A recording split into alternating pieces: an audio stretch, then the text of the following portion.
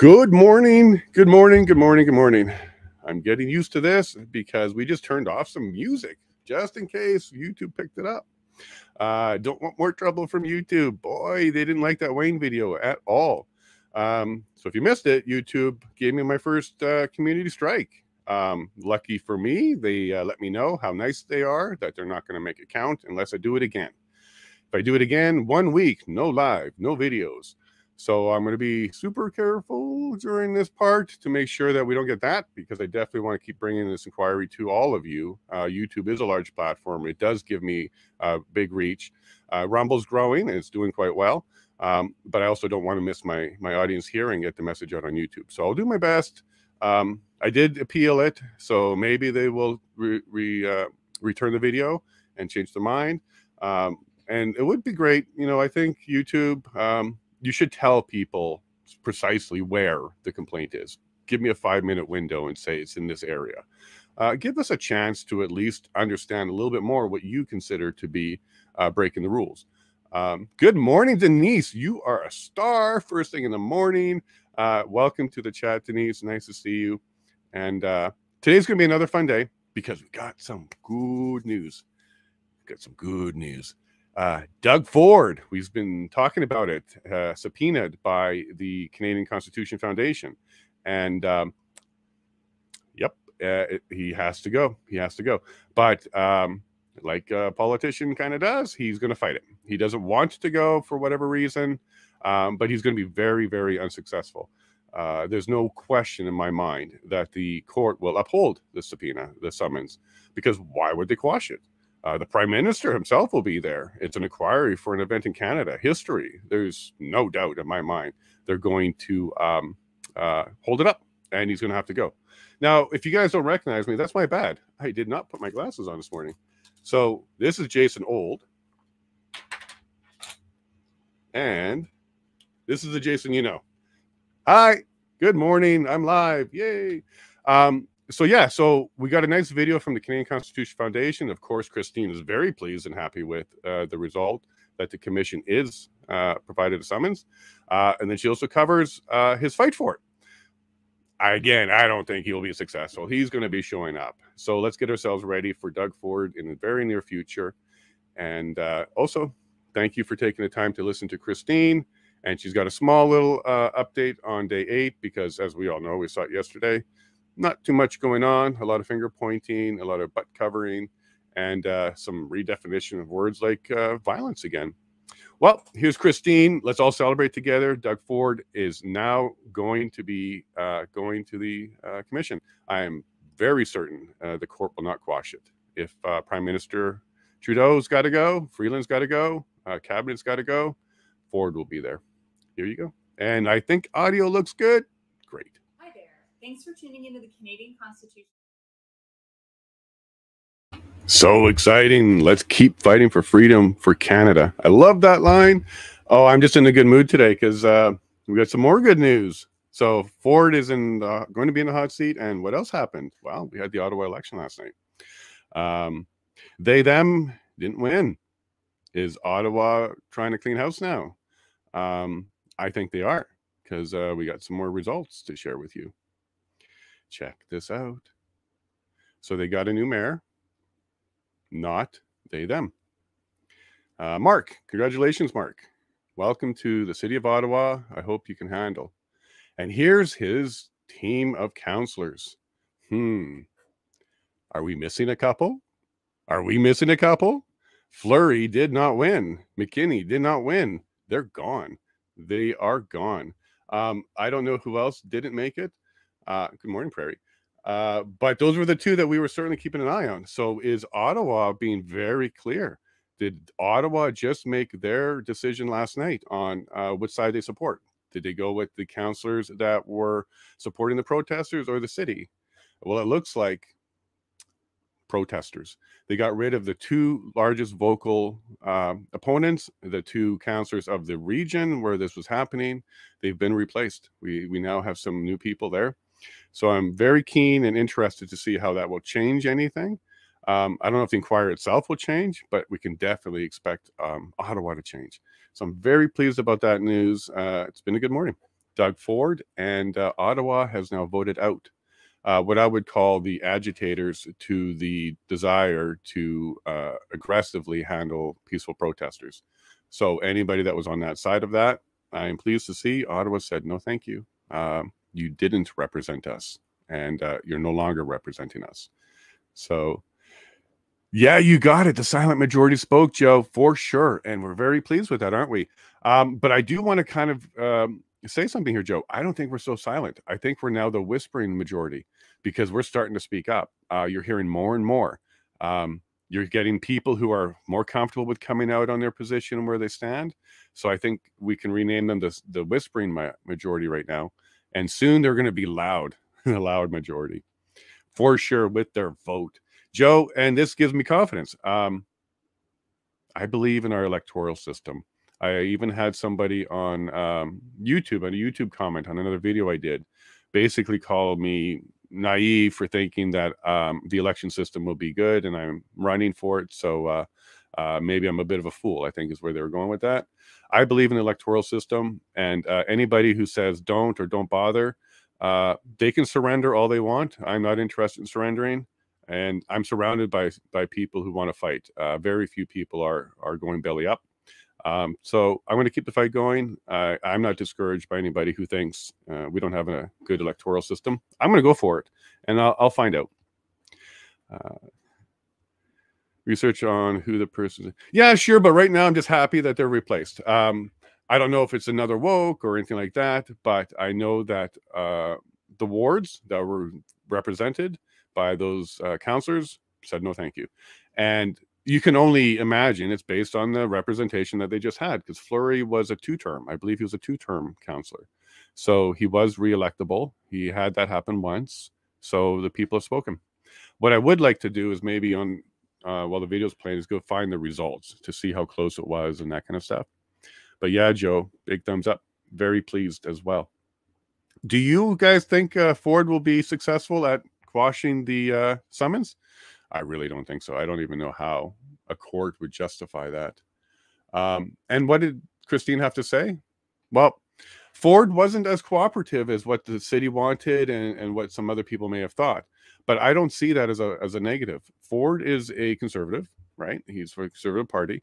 And maybe he just simply didn't agree with what was going on there and didn't see it as unlawful and didn't see it as requiring provincial resources, nor was he required in order for the OPS and the OPP to work together. They're working together all along. So I'll be very curious as to why he chose to not be as involved in the events as they were happening. I think it's because he knows it was a perfectly legal protest. And then we'll also find out, hopefully, why he was trying to quash this.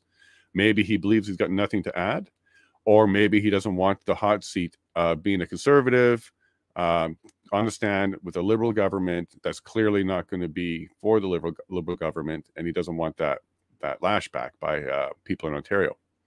Ford, toughen up. We had protesters, women, children, good people in Canada that did not deserve to see or be part of what happened there. It was terrible. The threats on people I don't want to see that kind of thing happen again. Threatening children, threatening bank accounts, threatening property, threatening jobs, threatening licenses, threatening insurance. We should be embarrassed, ashamed, and never do that again.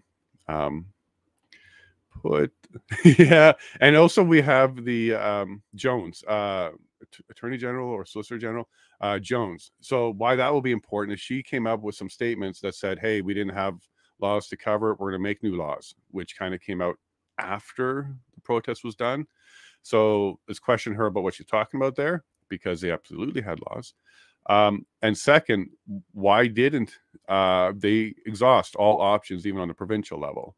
I guarantee you the province can go and look for injunctions and stuff like that.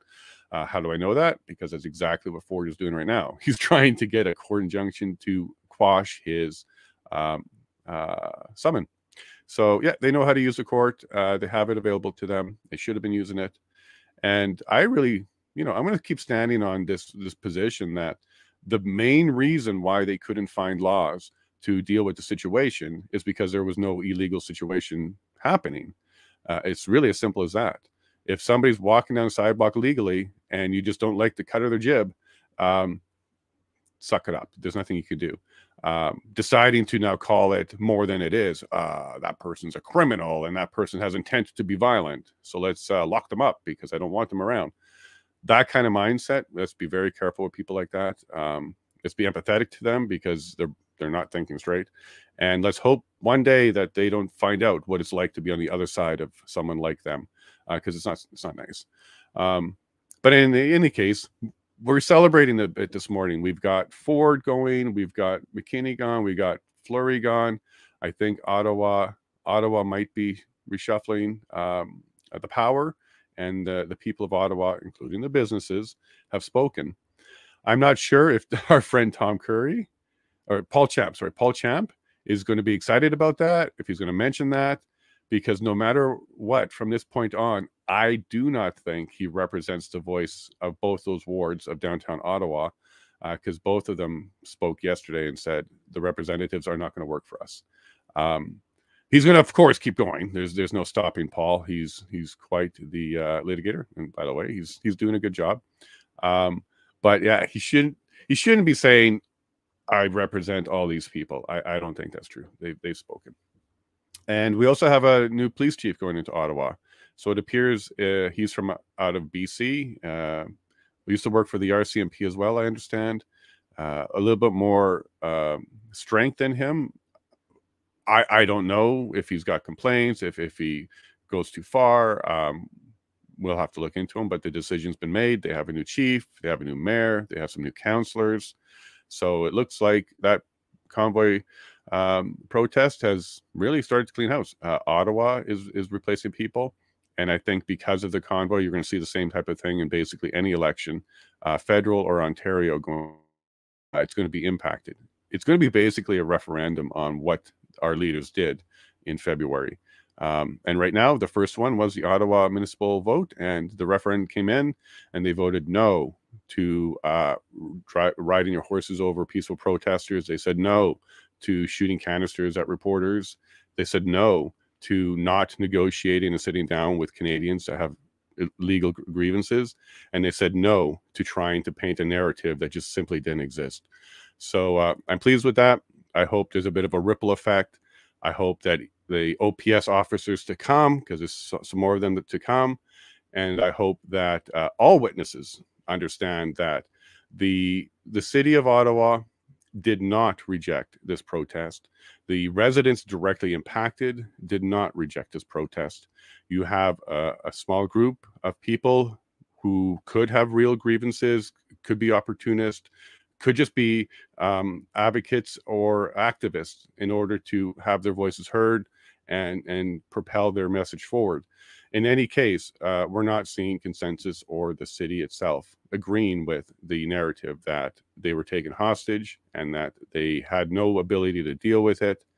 I don't think any resident was happy with the testimony they heard from their councillors last week, or especially the week before now. Wow, it's going by quick. Because if I lived there and I was a resident there living downtown, I wouldn't have been pleased with the victimization painting that was happening for me if I was a resident. I wouldn't have liked it at all, and it appears that maybe the people of Ottawa agreed with that too. So I'm excited. I'm having a good day, and hopefully we'll keep the audio going today for you. I'm going to try and be very cautious about that. And sorry, I'm just getting the video link ready. I do have the stream.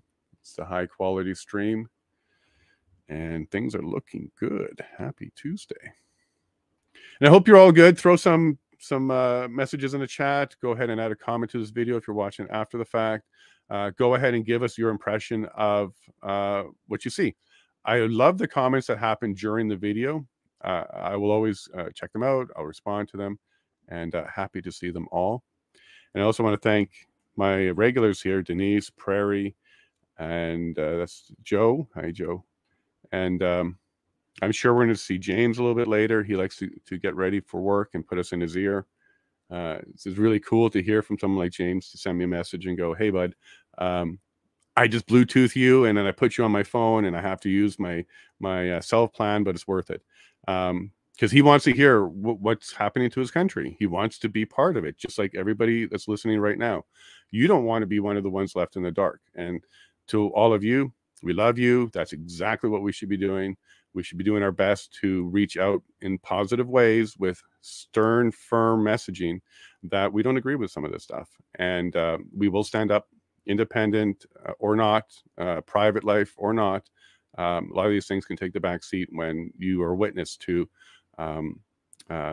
your country moving in a direction that you don't recognize as your country, and you certainly don't inspire to want to see continue. I think that's the stage we're at right now. Thoughts on the Peckford ruling? Is this good or bad news? Hit me a link. I haven't seen the Peckford ruling. I know it wasn't going good before. I know that we weren't very happy. So please send me a link. Is it quashed? Is it dismissed? Or is it continuing? Hopefully we have 3 pieces of good news. Apologies for not being on top of that. I'm really, really trying to keep my obligations and my full-time video streaming going. It's a lot of work, as Christine identified a couple times. It's a lot of work, but it's completely worth it. So as a result, though, I am missing some of the news as it's happening. So please go ahead, Prairie, or anyone else, throw a link in there, or just give me a quick summary where we're at with that, and I'll look at it during the break. Okay. All right, so who's coming next? OPS, and it's going to be Russell Lucas. Russell Lucas. Who is he? Well, he's not going to be a low level. I'm pretty sure of that, because he's going to have to be responsible for what's going on here. Let's see if OPS, see if there's much of them online. City of Ottawa Police Service as an inspector. All right, so an inspector for the City of Ottawa. So what's he going to be testifying to? What is he going to be testifying to? Dangerous situation? Is he going to be testifying to? We had intel that let us believe that meme groups like Diagolon is a genuine problem. What's he going to testify to? I'm curious. Because an inspector's job is to collect information and speak to people, and, well, they're like an investigator almost. But they're out there in the public, dealing with the public and coordinating strategies. And we're going to find out a lot about Russell today. Sorry, I'm just writing some notes here. Right, Officer Russell. And what did you think about yesterday's cross by Brendan Miller? Definition of violence. Did you see the squirming? There was quite a bit of it. So much so that we got another hot mic moment saying thank you to the commissioner. And did you see me squirming? We all saw you squirming. And only a person who believes they were squirming would ever make a comment like that, especially to a commissioner. So I believe that was his most truthful statement he made the entire time, was the hot mic statement at the very end about squirming in his seat. I believe that to be a very true statement. And there's reason for it. He certainly did not conduct himself in the best way possible during the events. I think his biggest downfall is the lack of using good intelligence and looking at the Hendon reports. Okay, I'm getting some audio, and hopefully you can hear it too. It looks like it's on. And what we'll do is, yeah, it'll just be in a minute or two. So what I'll do is I'm going to pop away. I got a couple things to take care of this morning. I'm going to have it in my ear. So the people in the comments in the chat, I will get back to you and put you on up as I get back. And let me see, we got a couple right now. Oh, get sided with the government on the mootness challenge. Oh no, because it's not moot. It's not moot at all. The filing should be on the event at the moment in time that was filed, and that should be what's decided on. But guys, I don't think this is a terrible news, because this allows for an appeal, which kicks it up another level. He was the best part of the day. Yeah, okay. Yeah, I agree with you, Denise. Oh, hi, Dwayne. So if you don't know how the court systems work, you usually need an event. You need an issue or matter, and then you bring it into a lower court, usually superior court. It could be a hearing, it could be administrative, it could be many different things. But if you lose there, your next one is appeal. You go up to appeal. And if you lose there again, you can go up to the Supreme Court. Order à l'ordre. All right. Well, here he is. So I'll look into the Peckford thing. Thank you, everybody. Thank you for staying with me. Stream troubles. Just checked it again. No go. And not only is it, starting and stopping, it's not even starting now. So I'm getting no chance to get the stream right now. I'll try again, but that could be overload. That could be a whole bunch of things. I also have VPN options for tomorrow if that may be the issue. So I will explore all that for tomorrow to be ready with that.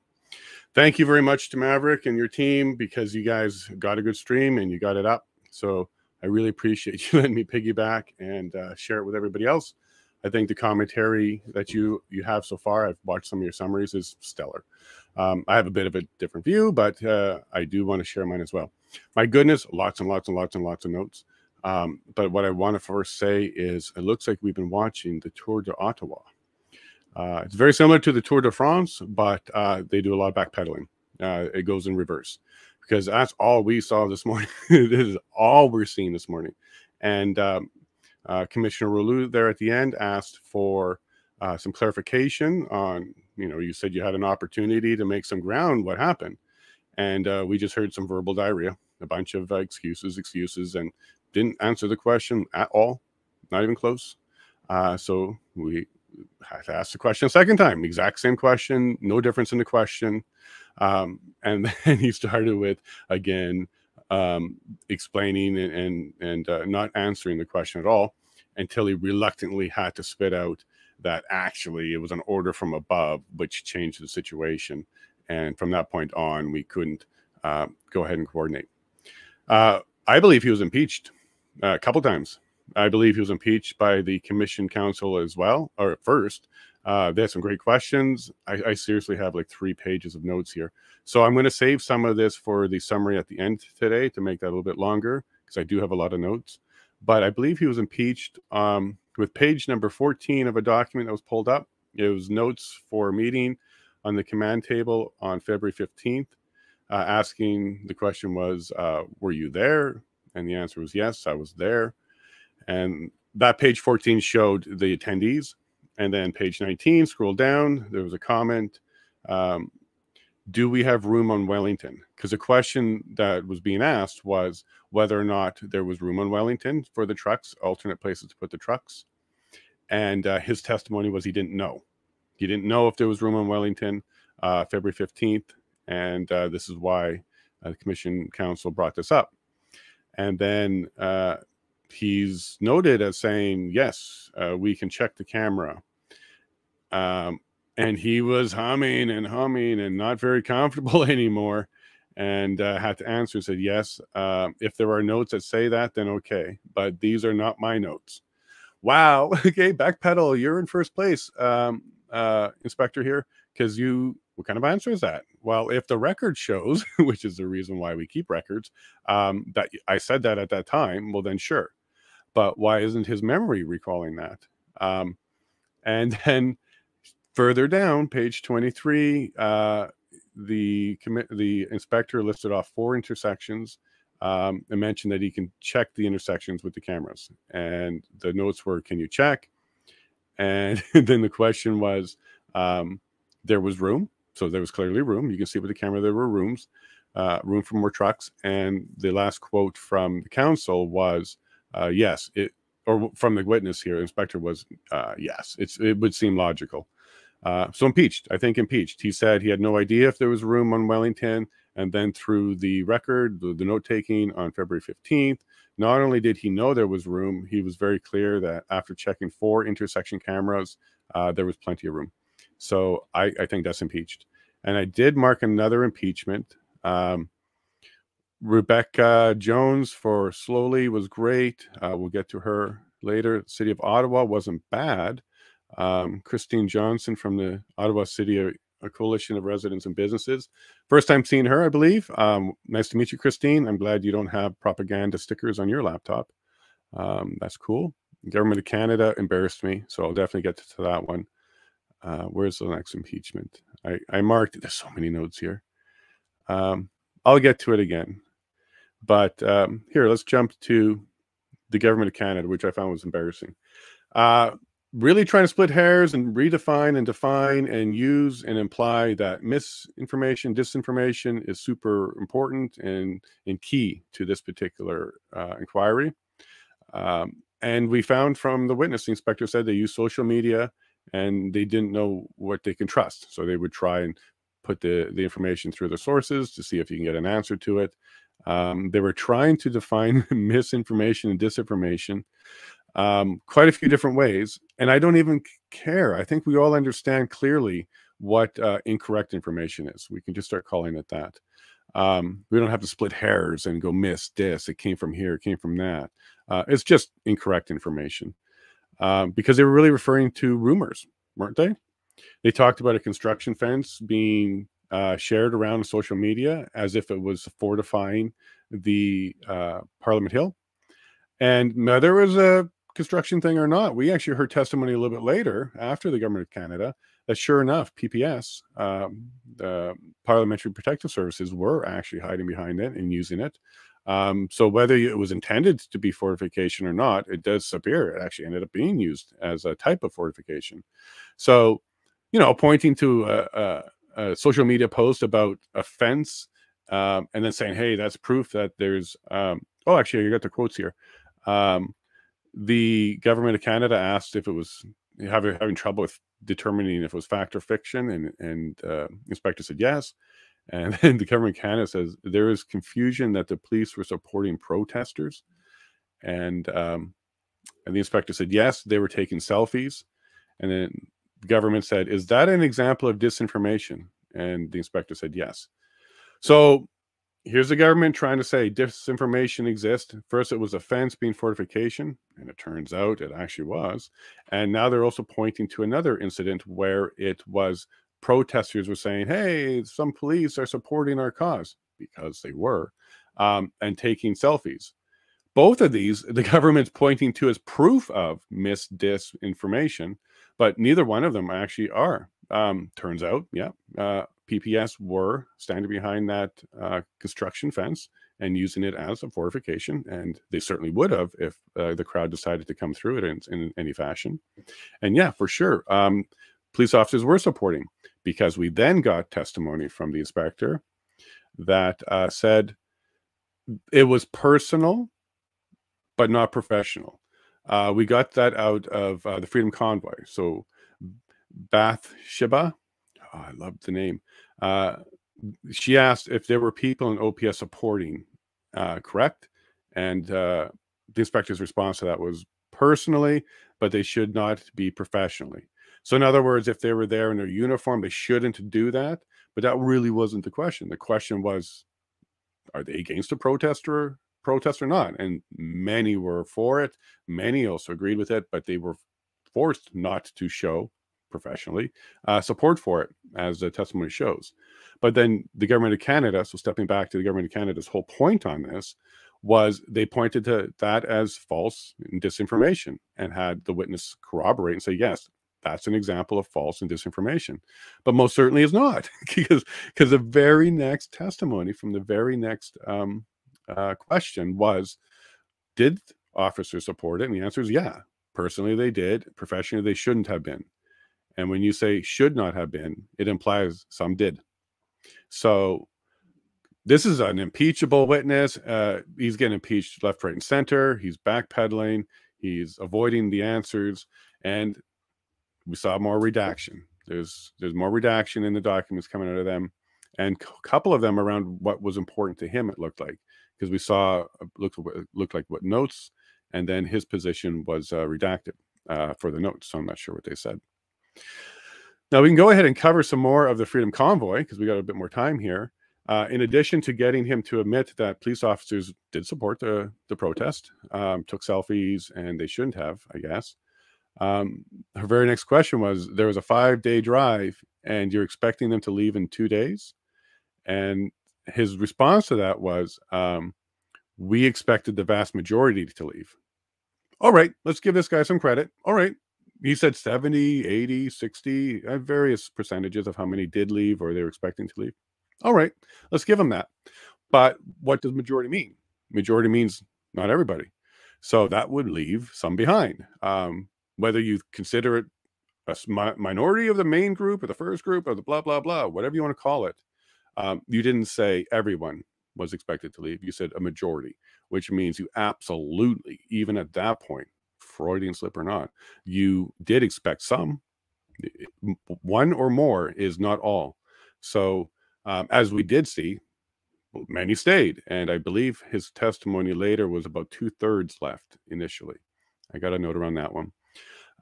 So, yeah, you absolutely knew they were going to be there for longer than 2 days. Nobody drives cross country for 5 days unless they get what they're looking for, which would have been a meeting with the prime minister and a clear understanding of why specifically truckers were targeted for the mandates, while other transporters of commercial goods were not, like boats, planes, and trains. None of them had the mandates. Some of their employers did, but none of them were a federal mandate. Then she's just nailing it. She's going straight for it. You switch to tactical operations. Yes. And this is what we had later with the commissioner on his question was, why?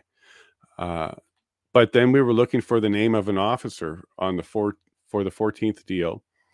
Who was the officer from OPS who was responsible for the decision on the 14th deal? And he starts spilling the beans. Naming names, mentioning so many, I couldn't keep up with the typing. But one of the comments that came out of that group of people was they said they arrested protesters they referred to protesters as detainees. There we go again. We're looking and hearing about war. That's their mindset. They were thinking about war. Hello, Wayne. Just let me go ahead and you go ahead, Wayne, if you want to cut in. We're chatting a bit here. No, that's fine. Yeah, they're using a lot of war lingo. So detainees, these are Canadians, and many of them were cold. So she highlighted rightfully that it was minus 24 degrees with a windshield, and it was cold. And the witness corroborated that. He said it was cold. Officers were offering personal hand warmers as people were being picked up and stuff. So again, sometimes you don't think about what the answer is and you're just spitting stuff out. That was a true statement. He was kind of bragging about the OPS and how they were being very civil with the detainees and providing them some hand warmers while they were freezing. And then we got into, do you agree that hypothermia, frostbite, and we listed off a whole bunch of other things, is a safety risk for people? And of course, the witness had to agree there is a risk. Yep. Sure, of course. You're also talking about getting rid of their fires and stuff like that. Wayne, I just got a couple more notes and then we'll move on to you. Did you not see any of the plans? So she then started talking about whether or not he had access to the plans, and he started to backpedal again. His focus was on getting our officers through the next 3 hours. So, really thinking about just his job, compartmentalized, not caring about what the rest of the plans are and what other people are doing. I think that was embarrassing. I think his career should take some sort of re-education. He's got the wrong mindset for that job. Sure, you're supposed to be dedicated and focused to your job, but what you shouldn't do is ignore how other pieces of the team's working, especially if you're allowing them to proceed in a way that's illegal, and you're going to later find yourself in an inquiry explaining it. Have another note here. The police drove protesters outside the city without phone or shelter. He answered he didn't know, like as if he didn't know about that. We've actually had plenty of testimony. Well, a little bit of testimony so far. We're going to get a lot more coming out next week, I'm sure. But we've had lots of video and lots of witnesses to this. They would pick up people, drive them out of the city, take away their phone, drop them off wherever they are, and then just say, go, don't come back type of thing. Young people, young adults, teenagers, just basically anybody. And why are they doing that with no charges? Because there are no charges. This is legal. This is just a way of transporting the ones that are in the front that are resisting. And then when asked again, right, so she had to kind of repeat it and asked again, and pointed to a statement that he made where he replied, well, they'll find a way to leave, implying after we drop them off, they'll find a way to go from that location to something else and then maybe not come back to the protest itself. So he was very aware that they were doing that. And that's sad. He was a flip-flopper. He did tell the truth in certain places. He named names, and he definitely painted a really bad picture. There's a lot more from this first half. I got a whole bunch of notes. I do want to let you know we have guests lined up for this break as well. I'm going to bring back Joe and Chris, and we're going to get into a lot more conversation about Alberta, sovereignty, BC, and where we're headed with that. And I'm sure Joe and Chris will have a lot more to talk about as well. So stick around for the lunch break on that. And Wayne, welcome back, my friend.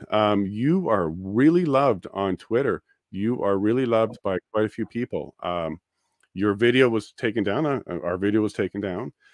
Still up on Rumble, and now there's a lot of people sharing it, pushing it, and you know, you're a good dude, and you do have a lot of support. What do you think? It's all thanks to you as well, though. You know, because it's your platform, and you're willing to take the risk to talk to people. So, unfortunately, those words do trigger off the algorithms. So.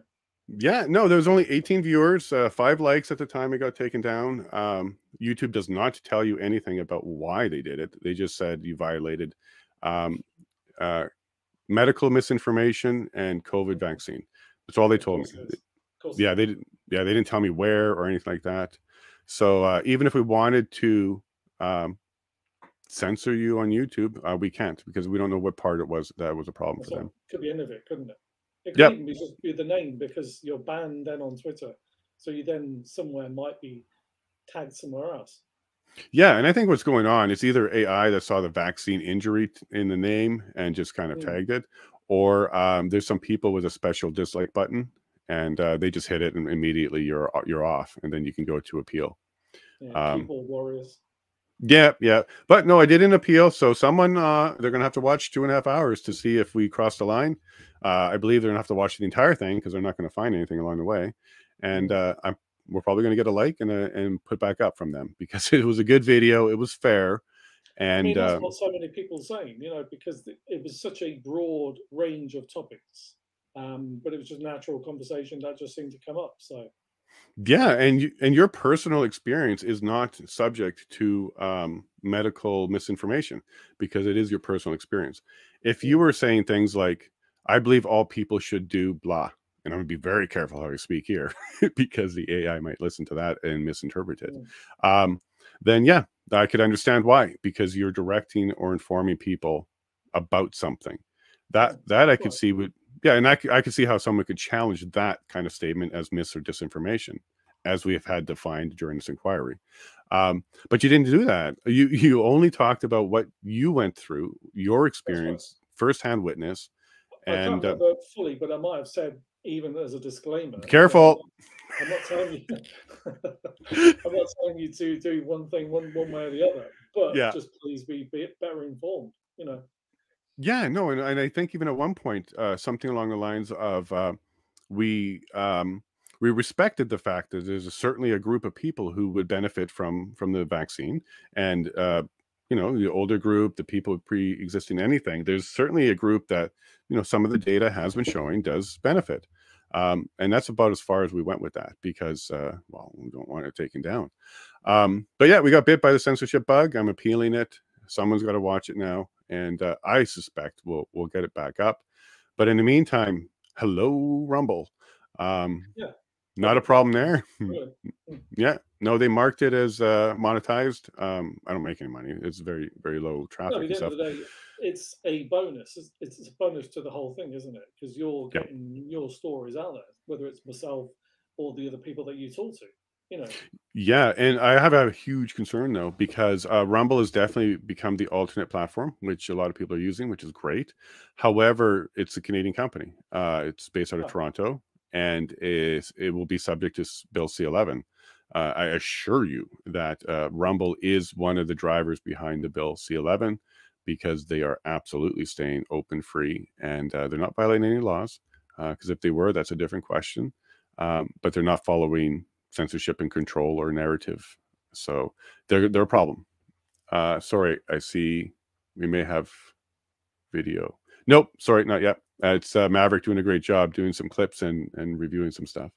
it looks like. Oh, so you had to switch feeds or something? Because I just Yeah, no, hold on. Let me check. Let me check because I want to make sure I'm right about that. Is your direct connection to the Creator, and you hold it in the spirit of the truth.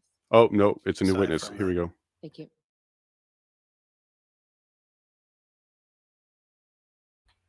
Cool, cool. Hey, Chris is here too. Hey, Chris. Hey, Wayne. Welcome, guys. Give me a second. I'm going to go ahead and shuffle that video because it's now working the live stream for me. Welcome to everybody that stuck around. My stream dropped. My source dropped. We had to jump around, get a backup going. But that's why we're prepared for that. And thank you, Maverick. You were strong and stable. And now I'm going to go back to the original one. Hey, Chris. Thanks for joining us again. Thank you for having me. It's a pleasure to be here. And I saw your tweets, and there's a lot of love on Twitter for you. That's wonderful. And of course, you're is it love though? Well, they're going to be here watching Rumble and YouTube. We gave them the links, and a lot of people, yeah, a lot of people are going to check it out. I'm expecting just one more. So Joe might be joining us again, but we're going to keep this one a little bit short, or not short, but a smaller group, so we can each have a bit more chance to talk about what we're here to spread the messages of. Wayne, you're chatty and you missed the first half. There was a lot of excitement because that was an impeached witness multiple times. I had to let people know that we were watching the Tour de Ottawa, which is like the Tour de France, just backpedaling, because that's all they were doing the entire time, the first one. So OPS is sticking to the drum beats of we had no resources, we had no plan, we didn't know what was coming, and it's everybody else's fault. But the OPP is a complete juxtaposition on them, completely different. I take notes as I'm going along when I hear things that I need to address that are like wrong or lies or misinformation or whatnot. I have 4 pages from the first witness and none so far from the OPP. I believe his testimony so far. Chris, yeah, I love Chris's opinion too there, James. James is one of our regular. I think we're Bluetoothing into your ear while you work. The phone is got a big phone bill this month because he's 3G in it or 5G in it or whatever. But yeah, James, Chris is an amazing person. Lucky to have met him. And I see Joe is giving us a smile. So Joe, if you have that link, come on in and we'll get you going. All right. So Chris, I want to start with you because we got just onto the iceberg, just the tip of the iceberg with you yesterday around the opposition, First Nations, protesting, how this is all changing now. And if you don't mind, I wouldn't mind, hearing a little bit more about what you think could be coming down if we do have a central command, a national police force, and some sort of intelligence agency now. Because now I'm hearing nothing but bad intelligence and good intelligence, and they don't know the difference. So are we going to be seeing that? And what do you think?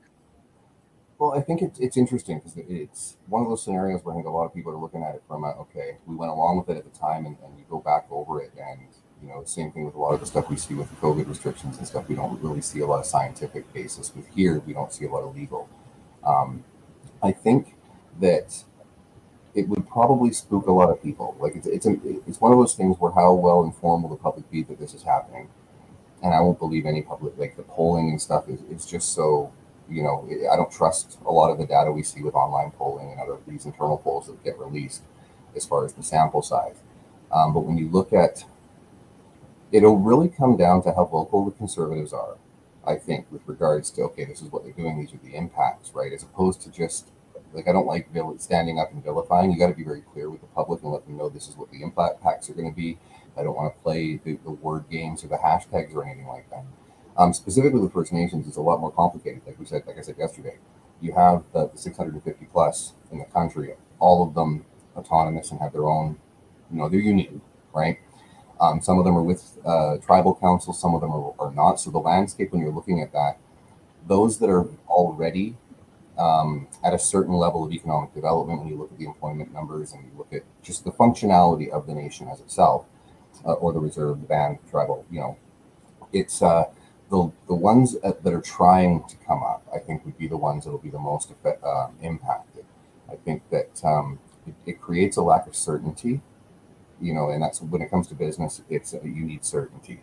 to be able to get investment, to make sure you're going to be able to see the projects start to finish. And that's what a lot of the problems happen. It is trying to get it over the finish line. And with First Nations, if you have this kind of vehicle, which I would imagine would have FinTrack and other things, it's a matter of who the leader is and which ideology of the time is running, right? Like right now, you know, if a First Nation wanted to protest a pipeline, you know, we saw with the blockades, very different approach, right? And there needs to be that. And what I think the biggest risk here is the omission of dialogue that would occur.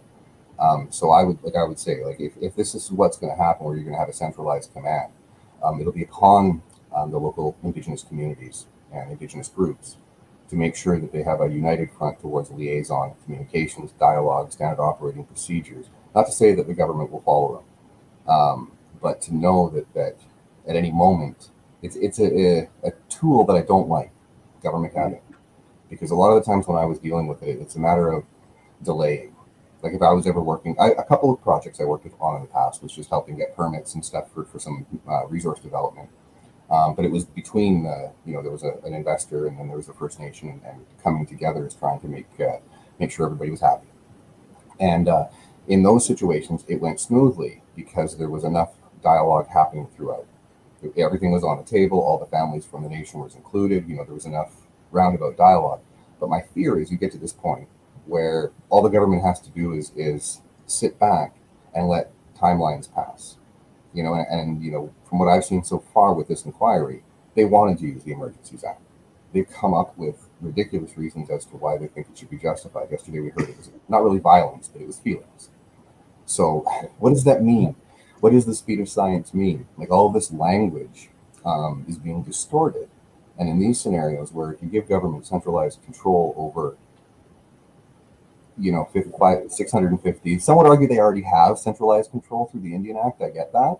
But with regards to their self-determination and their ability to make decisions and make, you know, decisions where the government's not going to interfere, or if you have, again, like on one First Nation, you could be evenly split. You got 6 families, you got 3 that are against natural resource development, you got 3 that are for it. So you always hit those stalemates. And I don't like how the louder you get, you know, it seems to be the response is more authoritarian each time. So if I'm using this as a metric of standard as far as okay, well, if there is a protest, Emergencies Act type powers give that kind of centralized control, taking it away from all of the local players. I can't see how that turns out well for anybody. Maybe for the establishment or the hierarchy of government top down, but not for those who are supposed to be serving. Yeah, and with this protest, maybe it'll become the template or the standard of what, you know, if it reaches this level, we trigger additional actions. And what we didn't see in this protest was destruction of property, real threats of personal violence, holding of weapons, holding of signs that are explicit on violence, blocking roads completely, digging up, blocking train tracks, all the types of things that we see in other protests across Canada that do happen. So clearly, if this is going to be the standard where you're just disrupting something, whether it's a business or government or something, if that's now the new standard because there's an economic tie or whatnot, if that's a new standard, basically every protest I've seen in the last 30 years or so will now trigger this new reaction. So we're already seeing the financial system have some changes. Freeland brought in some of the changes. Some of them are more permanent. And when it comes to the recommendations from this inquiry, that's still yet to come. We're not even sure what else is going to be put on top of that. The recommendation might come along that says, that financial tool worked really great. I've determined that because that threat of asset seizure was there, that was enough to compel everybody. Maybe he comes out and says, that's a valid tool next time. And then they actually give themselves that one. So we got to pay close attention to what they're using as tools, the past tools, the new tools, and then the tools coming up. And when they do things with like financial, let me ask you, and sorry for the ignorance on this, is there any co-op or banks for First Nations outside of the national banks? Like, do they have any credit unions or co-ops that they own? I know that they're working towards it. Okay, so I'll be honest. It's been 2 or 3 years since I've had my ear to the ground involved in. It was probably about 8 months before the pandemic hit was one of my last interactions. But over the previous 5 years or so, it has been, put it this way, Indigenous communities are well aware that they need to have more sovereignty over and the control over their finances. So they're very, very aware. I've been in meetings and stuff where a centralized bank was being discussed out of the U.S. And so I know let me get back to you on that question. I will go and see where things are at now, but I know that they're very aware, and especially after with the bank seizures and the Rogers, so I'm curious to see where some of those groups are at. I don't want to name them here. I'll just go and take a look. No, for sure. And it's been a long time since I looked at any of their statutes around sovereignty, but I do believe they have the ability to, if they wanted to. I don't think there's any wording in there that would stop them. And it would be credit union, because I don't think they would want a charter. But hey, if we had a 6th chartered national bank that was not tied to the main 5, I think it would be a benefit to Canada. And I think they would actually get a lot of business if someone did that. Yeah, because I think that could be coming for sure. We already have some of them. Now, if we define what a protest means, so hey, if you block a railroad that happens to be going towards Montreal, the economic impact is this million per day. That exceeds the limit of $0 per day of economic impact. Therefore, we now have to shut you down with force. So I hope we don't head that way.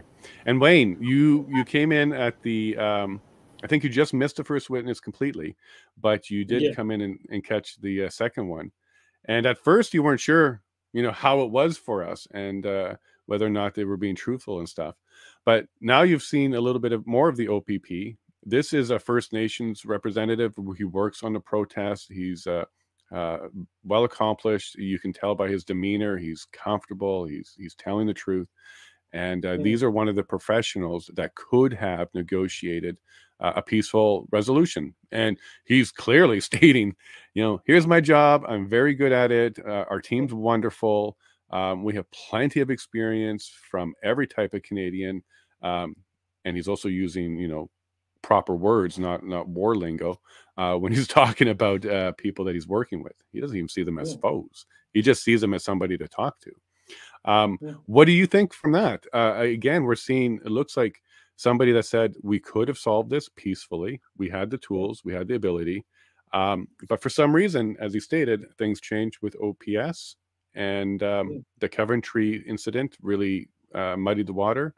And and then he's using that they're using that as an example that the protesters changed their tone and were no longer cooperating. When you break down the conversation on purpose, the negotiation on purpose, you shouldn't be allowed to point to that as proof that it broke down. You created it. But yeah, what's your take there, Wayne, on that one? I think we're seeing a lot more honesty this time around. Yeah, definitely. I mean, he wanted to elaborate several times, but because the council doesn't want to hear that damaging evidence, we haven't got time for this. We need to move on. But he's willing to say much more. But as soon as the guy can actually understand that it's going the wrong way, it's like, okay, we'll move on. So it definitely sounds as though he's talking for the people. I mean, I don't really know the guy, but it's certainly a different day, isn't it? It sure is. And we haven't had an opportunity for impeachment yet. The previous witness, he was impeached by the committee council. Was the first time he was impeached with his own document that he just claimed he didn't remember. Nothing like, I don't think we'll see anything like that here. The OPP, they're not redacting like we see with the OPS. You'll see the OPS will have notes, and then you'll have big blocks just chunked out. You don't see that with the OPP. And I think that's, again, another one of those juxtapositions. When we see the evidence provided by both sides, one is, being very delicate and careful about what's in there. And then the other one says, there you go, transparency. We thought we had a good position. We don't have Joe yet, so we'll keep going here, Chris. I mean, you could tell when he was talking, he was very relaxed and calm. He didn't need to pause to think of a lie that didn't make him look as bad, like Bell or a few of the others. It was just very relaxed, very charming conversation. Yeah, and there's a really good his name's Spidey, I think his channel's called Behavioral Artist out of Montreal, and he does a lot of body language work, and it's really interesting to listen to. He explains how you look for clusters of behavior and you don't necessarily look for one. And you can tell, well, you can't tell, but you can do your best to see if there's stress. And if there's stress, it could indicate that there's more to it. One of them is whether or not they can illustrate and use their hands, and whether or not the hands match the words. Because when you're lying, your processing is not fast enough to spit out a lie and then act the lie with your hands. So when someone goes, we had one, two, three people show up, and then the third one, like when they're using their hands while they talk, and when it matches, that's just truth. They're not filtering. They're not trying to put on a show. They're not doing anything like that. The first witness, we saw very little body language. He was very uncomfortable, and a lot of backpedaling. But I'm very excited to see what else we get out of this one. So back to Chris. Okay, so we're talking about how First Nations and politically yesterday, but now let's also talk a little bit about the West. You are in BC. I'm in Alberta. If Joe joins us, he's in Edmonton. We know that the convoy kind of started in BC. Some of the first trucks started in BC, made their way across Alberta, picked up steam, and went on. We're hearing some testimony, especially last week, and I'm sure we'll hear some more this week from other OPS officers, that it was like a charge from the West. It was a charge from the West. And they kind of started it. And then other convoys were coming from all over.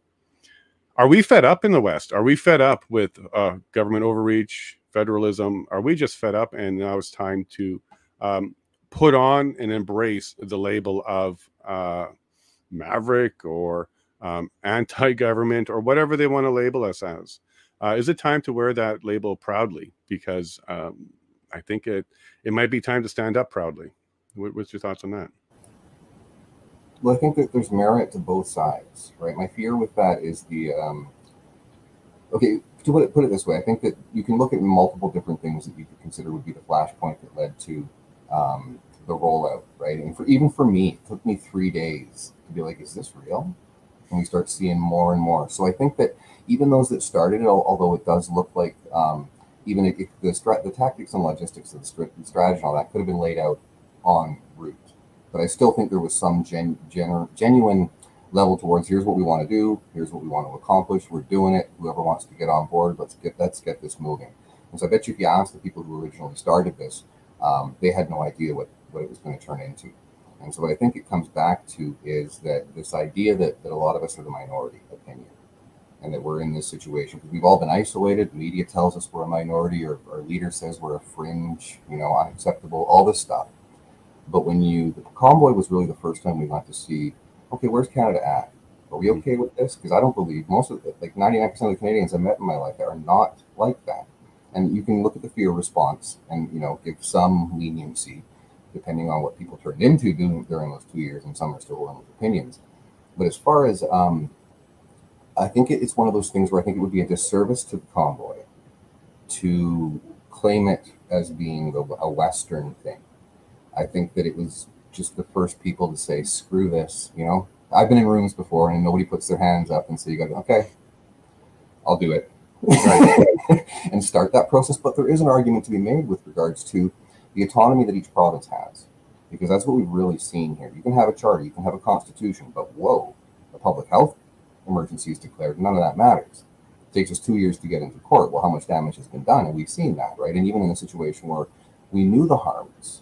I come from a social services background, right? And advocacy, mental health, all these kinds of things. And I'm just like, nobody? Where are all the early childhood development people, right? And so it is one of those things where I think that there is an argument to be made, for sure, that it started there, but the flicker turned into a flame, so it's whoever carried the torch. It would have been interesting to see if it started in the east, right? Would people have come? Or if it started in the middle, would people have?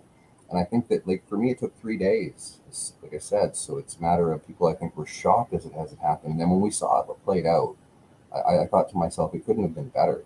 With no violence, bouncy castles, kids, families. Like, it took away all of their arguments that they still decided to label people with. But not to take away, like, I think there's something to be said with regards to how the states operates, having autonomy with republic versus a constitutional democracy, because we don't have enough safety nets to protect the public when people want to lose their minds and impose policies without providing evidence. I'm sorry, I don't trust you. Show me Right. your evidence. Period. And what Danielle Smith's doing in Alberta, I think I don't know if it's going to go. Maybe Saskatchewan, BC. I'm hoping it's not a lost cause. It's a beautiful place. If you just look at Vancouver and all the rest of it, I think more rural the further you get out from Vancouver, Richmond, Surrey, past there, and further north. Nobody wants to put up with this stuff. They want to do what's right by their family and by their neighbors, but the manipulation, I think, is the biggest mistake they ever made. The coercion was really, really off the charts here, and it still is. You go to my health minister's Twitter page, and it's just vaccine clinic here, vaccine clinic here, vaccine clinic all the time, nonstop, totally disconnected from the harms that have been caused. I'll stop there. You don't have to stop there. Do you think maybe possibly Jason Kenney kind of stoked it by giving us in Alberta, at least at the beginning, the idea that, yeah, we're going to stand up and we're not going to do it. And then slowly, as you know, the press is calling Alberta all these names, and globally is calling Alberta the root of all problems. Slowly, he then starts to, like we heard yesterday from Etienne, that he saw that it was changing into from no to maybe, and then to yes. Do you think that maybe because that happened, we saw a leader that we thought was strong get weak for whatever reason, maybe through name calling or political pressure or whatever it was? Do you think that's when we said, okay, enough? We can't even follow our leader because our leader is getting weak here. And that's it. And that was the final straw for a lot of people around here, because who's speaking for you now? We just lost the premier. We don't have strong representation from the MPs. MLAs are doing some squawking, but they don't seem to have enough power. So was that the final straw for Alberta, and maybe not so much just the West, but at least in Alberta, because we did have, I know I was proud. I know my neighbors were proud when he came out and said, no, we're not doing it. And we, happily walked the streets and enjoyed it. But then when he switched it and put it on us with no new information, in fact, the information was just getting worse for it. Do you think that was enough to get us going to say, enough, we're going to join this protest, this convoy starting in BC, and snowball from there? And including with the Coots stuff too, because Alberta was the only Western province that also did some demonstrations that large on the border. Do you think we just had enough? Well, I think it's, and I'm not by far not a Kenney apologist, but I look at the landscape that he had with AHS, and I think when he, removing Verna Yu, I think he came out with good intentions. I still think he's a globalist, right? But at the same time, I've never had direct interactions with him, but people around him that said, he does shoot straight, but at the same time he's bendable. Okay, well, that makes sense. But in his situation, coming out against it, when you have this machine, like what we see with happening with Danielle, anybody speaks out against the narrative. Well, back then, it was even more hyper, right? And so I start looking at AHS, and Dr. Makis covers a lot of the problems with AHS, right? He's the first person that made me kind of go, okay, there might be some difficulties here. And I saw a lot of carryovers from the Notley government that were causing a lot of problems. And so for me, I thought to myself, he's in a very difficult situation. He comes out, he may be doing it on principle, but you've got your health services and the executive in Hinshaw, they've all towed this one line. They put him in a difficult spot. But I think it was good because, like you said, had he held more of a Danielle Smith position, I don't know how much Alberta would have been like, screw this. We got to get involved. This is not we got to stand up. This is our moment, right? So I look at both sides as far as what, he didn't really have a choice unless he wanted to stand on principle. And I still think, take the Carrie Lake approach. The media attacks with ridiculousness. Get in their face and point out how ridiculous they are. And eventually they'll either, change their tune, or every now and again you're going to make a reporter look really bad, and it'll be a clip that goes viral that shows how biased our media is. Like with Aiken and all these other people that just think they have absolutely no accountability for what they do. Just stoke the fire, stoke the fire. You got to get in the face, not aggressive. Mocking is the best tool. It's more healthy as well than carrying anger with you. Well, be careful. If you mock too much, you'll be designated as a terrorist group. Just ask Diagolong. Right? You mock too well. I didn't catch the clip yesterday. I just saw Marazzo tweet out that they actually went there, and I'm like, so I'm Googling just to see where to get that sound bite, because it's a perfect example as well too. But it shows the confidence that they have over the establishment narrative, because there's not going to be anyone that goes on CBC. You're not going to have a pundit on that says, by the way, that's a bloody meme. What are you doing?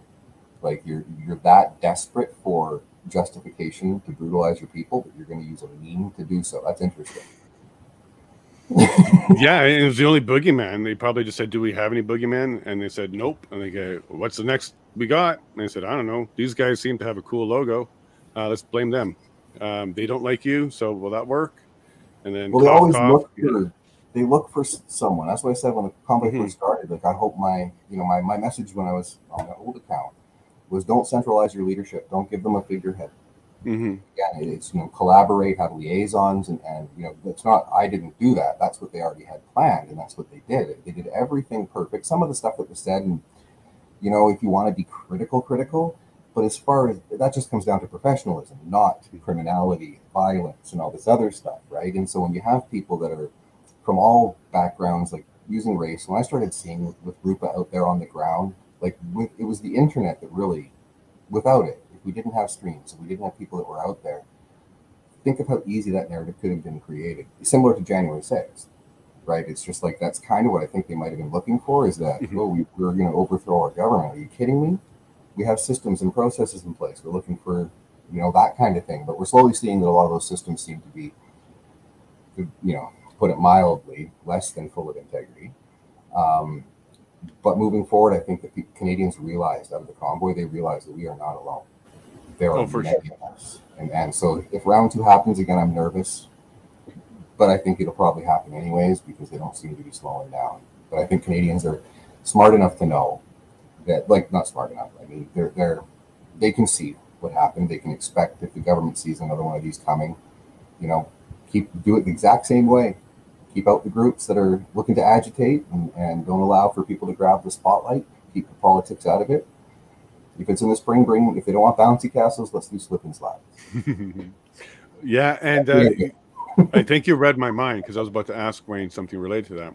So, Wayne, February 13th is when this report from this inquiry commission should be presented. It could come on or before February 13th, 2023, because it has to be submitted to the Senate and the House by within 1 year of its invocation, and that was February 14th.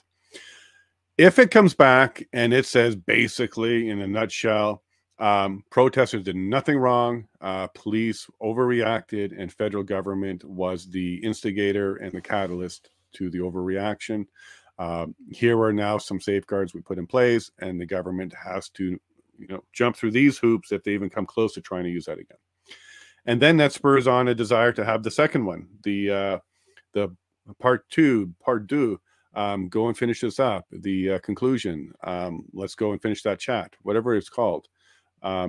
If Canada did do that, and if Canada had another organized large protest, trucks, farms, everything, and let's say they even put it all outside the city, and then they bust and carpooled themselves all in and just had a massive protest on Parliament Hill, do you think the world would look at that as a bunch of whiny babies going at it again? Or do you think that would be inspiration to other countries and other people to watch and maybe do something similar themselves?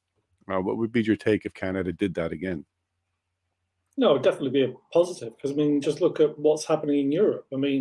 They're all looking at their either mandates, protests, the fertilizer, the collapsing of farming. We know it's all linked. And each country that then rises up is seen as inspirational. All the countries joined together in America after the truckers in Canada. It was an amazing event. It fizzled, but it was a good start.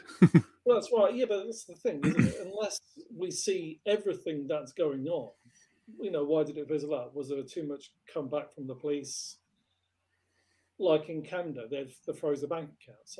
Was there a similar sort of thing going in America? You don't know everything unless you see all these podcasts, like some of you guys from Canada were streaming 24/7. Unless you saw actually every single thing, you wouldn't really understand why. Some of the ones in was it Holland? I think they had these tractors driving around the field like a bicycle. There were so many of them. It was just certain things that they're doing to attract attention because they knew that helicopters would fly over, and of course they'd see it. Yes, But I saw that. you can shut down the media, but you can't shut down everything. They will find a way to get the message out. Yeah, and do you think that this is connected to a single plan, or is just coincidental that all these countries are having protests for similar reasons around overreach mandates and things like fertilizer, water, other intrusions into the regular business and lives of people? Do you think that's just a coincidence that, this is all happening at the same time? Or is it maybe a little bit more orchestrated? We don't have to get into too deep on that, but when multiple events happen, very similar, same tone, same rhetoric, just different language, you start to wonder, is there a common script? And they just did Google Translate on it and send it out. Because I can tell you the media in Canada definitely had a script, because it was the so-called Freedom Convoy. So-called everywhere. You would see that preface, Freedom Convoy. So we had a script here. But do you think maybe there's a global something going on, because it seems to be at least similar, if not coordinated? Yeah, did the Canadian government have a media contract with all the medias? Because basically, it basically, was several hundred million to basically not put anything out negative to pharmaceutical industry. But then anytime we held a protest in London, I mean, I'll say we, because I only went to 2 of them, I just wasn't strong enough to go. But they had like 2 to 3 million people marching around the city of London, which is quite a spectacle. But no media would cover it. I didn't hear about it. Social media. But if they did actually put something in the paper, it would be anti-vaxxers, and they'd film a short section that showed maybe a dozen people turned up. Let's forget about the 2 million people behind me. Right. But these few anti-vaxxers. And disheveled a bit, and maybe the hair is in the wind, is up all over the place. And, those are the people they're searching for. Take the most radical person to portray the masses. You can take reasoning away only if it paints your picture you're trying to portray. Yeah, I mean... Yeah, and in Canada, we didn't even have the pictures. They just used the names and the labels and said the entire group is that way. We didn't even have the disheveled or the radical or even a video of some crazy talk. I think the closest we got would have been, and sorry if you're listening and you don't like this, but maybe Pat King's rhetoric was a little bit close to the line. But that would be it. That'd be it. He wasn't talking about doing things that would get him in too much trouble. But that was about it. So globally, Canada would be supported if we did it again. Yeah, and when I was on Twitter, I mean, the feeds were just full, basically, of people sharing so much, because there wasn't just one person sharing footage. There was numerous groups, but that's all it was. And of course, Twitter doesn't like it, so people then start getting banned all over. You had a little bit on Facebook, but again, it would be very controlled. Yeah, I mean, I'm looking forward to it, because at the end of the day, if you don't get what you wanted out of this inquiry, then it's just going to push forward, because what's coming down the pipe next is, okay, if you look at the bigger picture, did you see there's a story in Oxford in this country that they want to ban cars from moving outside of their borough, basically for a large part of the year. So you'd only be allowed out of your area for 100 days a year. And they're actually going to trial that in Oxford. They're going to split the city into 6 different boroughs, districts. I mean, what? That's mad. But that's all part of that climate green agenda.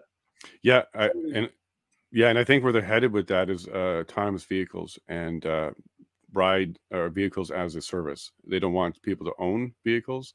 They're headed towards vehicles as a service, like the subscription Uber type of thing, where if you just need a car, you'll order a car and it'll take you there, but you don't own a car.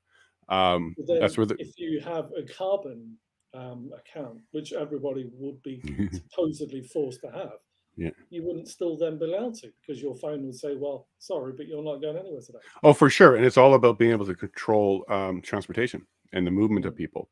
If we transition into cars as a service, you know, on its face sounds great until they decide to shut it off. And then what do? You don't have a car anymore. So it may seem economically, yeah, because they're going to do the whole economic spin, and it fits right into the you'll own nothing and be happy mantra. Yeah, it really does. Yeah, yeah, because you don't own the car. You thought it was just weird, but the more that goes on, you start to look at things a little bit deeper, and you think, wow. Yeah, and can you imagine that button on their side? We're going to do a lockdown because of whatever. Oh, well, stop the cars. All right, no more transportation. You can't even order the car. Well, what about food? Well, we'll deliver food, but you're not allowed to use a vehicle. That would be like the setup. Have you had anything in your country about a food problem? Because here at the moment, although they tried to, well, I'll say there are numerous hundreds of fires at food distribution depots all around the world, all supposedly coincidental. But our government arranged for a multi-billion-pound contract for food rations. Now, this is supply, this was months and months ago. It's the start, I think it was in September, the contract was starting from. So it's supplying schools, prisons, hospitals, troops mainly. Now, why? Why? Well, yeah, because good question. Down the pipe, there'd be problems. Well, or maybe because I'm just going to be devil's advocate on this one, or maybe they're just anticipating global interruptions and chains and stuff and getting ready. Maybe they have more information than we do. I've looked into the fires at food processing facilities. Ironically enough, there was a couple in the States where they were related to an airplane crash nearby. So that caught my attention because the headline of the article or video I was checking out said, are they using airplanes now to attack food processing plants? So I read the article, and yeah, they were definitely taking the angle that it looked like maybe they're using pilots in this way. However, being a pilot, understanding a lot of things, I have other sources. So I watched some other stuff about exactly what was going on, weather conditions, the approach, how they were doing the RNAV and stuff like that. And nope, straight up accident, not intentional at all. It was a wonderful pilot. She did a great job. And she just happened to run into a misidentified smokestack that was put on the charts illegally. So what actually happened with that particular incident was the Environmental Protection Agency said this particular building needs a smokestack so many feet high. And the top of that smokestack was above what the FAA had reported for that smokestack. So what happened was, after a quick investigation, the people who put that smokestack up lied to the FAA and the EPA. They told the EPA that the smokestack is tall enough, and they told the FAA it is below that level. And the truth was, it was right in the middle of those two. So when a pilot was using the data provided for the height of that tower, it was off by several hundred feet. And that was that. That was the end of that. But that was near a processing plant. It hit like the beginning of the building, and it landed on the lobby part of the building because it was a processing plant smokestack that we're talking about. But then it was spun into, is there an attack on food processing? So that's why I'm going to push it back a little bit on that one, because I did look into some of that rhetoric, wondering if it was real, because nothing would scare me more than kamikaze private pilots. No, seriously, because if that even happened or came close to happening, they'd be shutting down private pilot altogether. And that's a privilege and a luxury that people can use. And it's also, I think it's important for survival to be able to have all your transportation options available privately. So I would hate to see that happen. So anyway, sorry to kind of take you off track here, but I did look into a couple of them. And another one was, it was just an airplane crash, a student pilot. It just happened to be in the vicinity of, it wasn't even on the property of. It was just an airplane crash. Unfortunately, we do have private pilot airplane accidents that are genuine. But I can't speak to the world ones, Wayne. But what I would just kind of put out there is, once a theory or something gets spread, all of a sudden everybody's finding them all because Of they're all course. paying attention to it now. Yeah. It's just So when you start to see a rise in cases, it's like with the figures of death cases at the moment. When it becomes more common, you mhm. start to think, well, that's strange. Even the scientists will say, or the doctors, even on the government websites, ONS government website here said, in so many months you had a dramatic increase in the deaths of people. Then that's something that would catch people's eye. It's like Oh, all for sure. the depots. It's like, well, that's kind of unusual. Even the biggest food processing plant in France, that went up, and that was just a few months ago. Yeah, what we'd like to see Yeah, then is that the it's cause keeping of an open mind, isn't it? But mm, still, yeah. So for example, like deaths in Alberta went up 600% for unknown causes, ill-defined outstanding. causes. Yeah, that's when you should really pay attention, when you have a spike in unlabeled. So if you had a whole bunch of fires and they were marked as undetermined for the cause, oh my, because typically the fire department can't figure out what happened. So if we saw a spike in just labeled unknown cause, well, then I would be all over that too, especially with deaths in Alberta, 600% increase over 2019 of unknown. And for the people that are listening, that's 3,362 people died in 2021, and they don't know why. COVID is listed. I think it's number 3 on the list for the deaths, is around 1,000. Drug overdose was number 10 on there. A lot of common stuff is also on there. But to not be able to know why that many people are dying with a 600% increase, and then to take down my video because we're talking the truth is a bit shocking because, yeah. Yeah.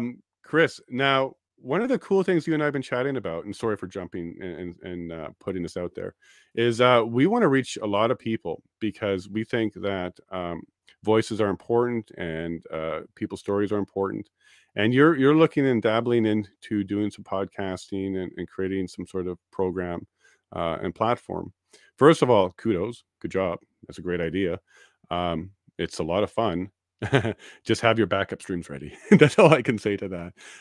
But you want to talk a bit about what you're thinking around there and kind of flesh it out? Because I know a lot of your followers are here today, mostly on Rumble, it looks like. But they're here to check you out. Well, I think I appreciate that. And it's, I'm not a fan of self-promotion, putting myself out there. That's the first step to podcasting, though. You got to get used to it. That's why I'm here. And I've been working on a few things over the last couple of months, trying to see. I was really interested to see how the Emergencies Act was going to go, if we were going to see the rhetoric return with regards to what we see with the threats and potential reintroduction of restrictions. And I think a lot of what I get sucked into with everybody as well is that repetitive behavior of just describing on Twitter and social media what's happening day after day. And, I got to the point, I announced, okay, I'm working on an initiative, started looking at all the pillars, made it completely overcomplicated because that's just what I do. And so tackled my perfectionism and threw it off to the side and just figured, we don't have enough people out there that are looking or willing. I see a lot more defeatist mentalities coming onto, into the fray. Mental health has always been my number one thing. Even before the pandemic, the suicide numbers have always been something that keeps me up at night. And so when I thought to myself, what do people need? How do we move forward, right? Hope for the best, plan for the worst. And so I figured best way to do that is, I want to try and provide a platform for people to get their voices out. And at the same time, create a space where people can come, and if they can come away from, listening to me and whoever the guests are, or if I'm on a show, if they have the ability to come away, ideally having learned something, preferably smiling, feeling a little bit better, just to help take the pressure off a little bit. I'll acknowledge it's bad, but we don't have enough people focusing on what needs to be done on the ground. Like, how do we correct this? Because we're still very isolated. We're still, it's the reintroduction into society for those that have been persecuted over the last couple of years, and those that those that weren't persecuted. Their world has completely changed as well too, trying to make a lot of sense of it. And so I don't necessarily want to go down the route of doing like conspiracy-based shows or anything like that, but I want to identify authors. I want that have written books. I want to identify people who put themselves out there in the beginning, completely non-political. Doesn't mean I won't have people who are very political on, but I want to take a very neutral approach to getting different showing people that you can have civil discourse, showing people that there are things you can be doing locally in the community. So trying to help with community organizing, having groups on that are doing that and providing them with a platform. I don't want to really get too much into debates, although we don't always agree, but when we don't agree, it's still civil discourse and we can have different opinions and we're not throwing things at each other. And I think that if people can see more of that and have more access to positive content, but still, I don't want people to think that I'm just going to turn my back on that chaos and go over here and focus on creating freaking sandboxes and gardens and stuff like that needs to be happen. But I find that it's sucking my soul watching the same thing over and over again. And it doesn't matter what evidence you have. It doesn't matter what the law says. None of these people are held accountable.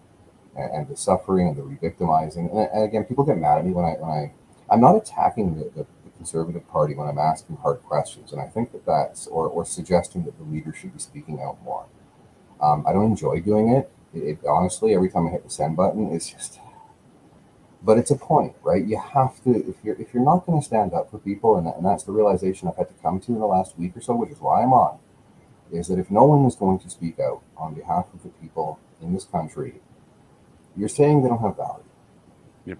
And to me, I want to do whatever I can to help them with, learning, identifying the tools they need, identifying different options for resources or a way of connectivity locally, but encourage people to stay strong.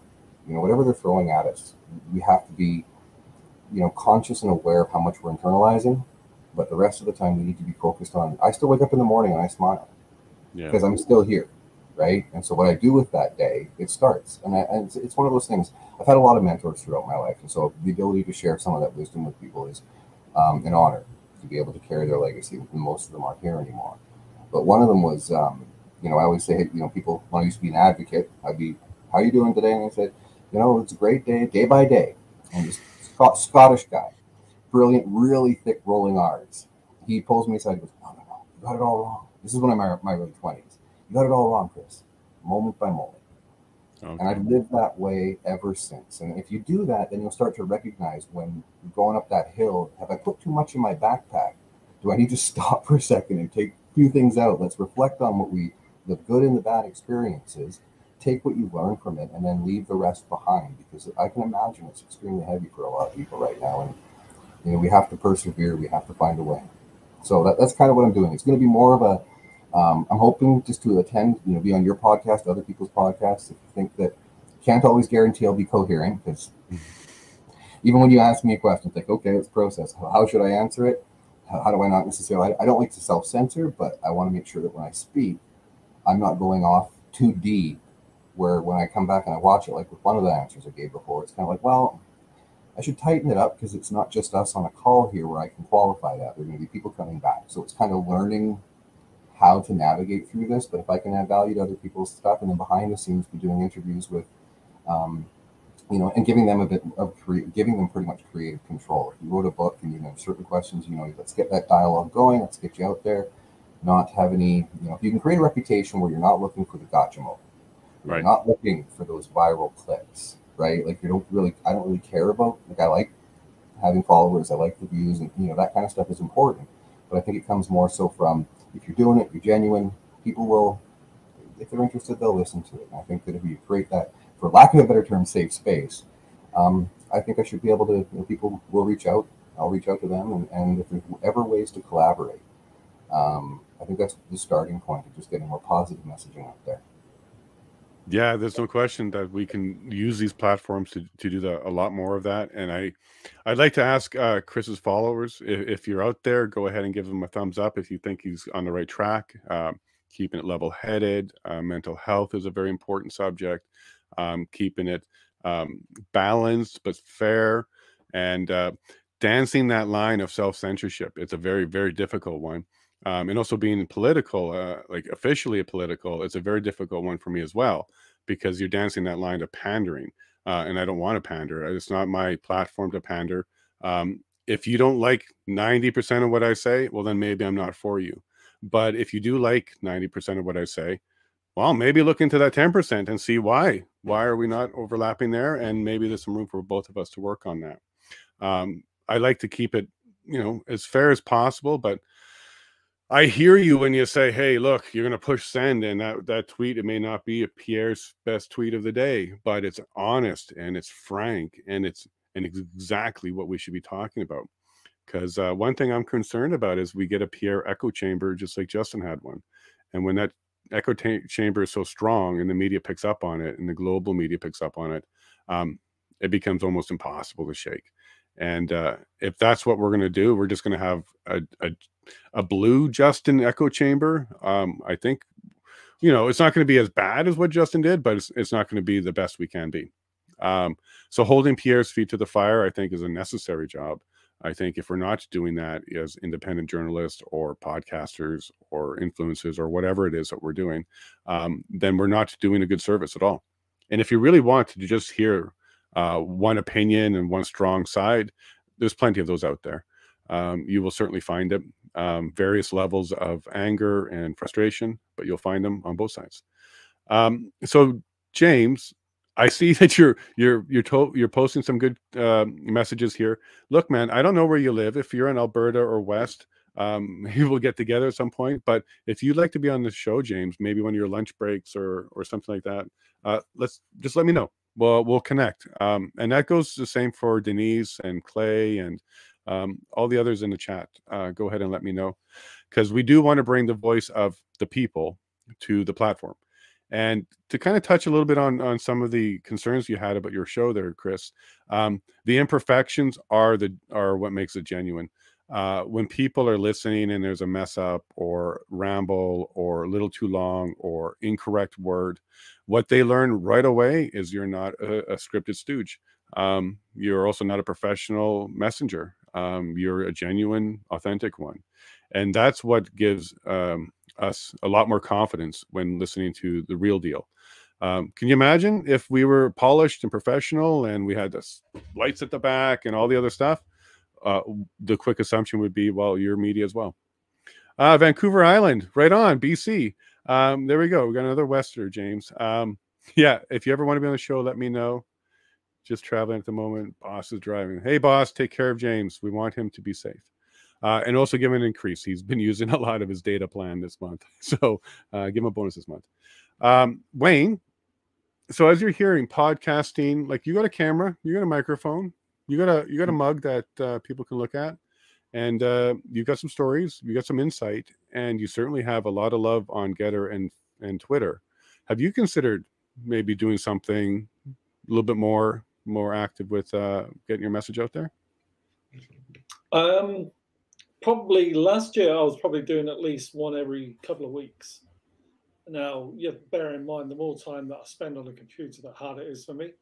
So what I try to do is balance through my day is by having these anti-inflammatory drinks to then bring down the inflammation, because this is what makes my days so much worse. But no, I enjoy these because talking to real people, you're not only giving your point, but you're listening to their views and you take that on board. And that's a great learning curve for everyone. Plus, whoever else is listening or then following a podcast, you get a lot of empathy. But it's a win-win, isn't it?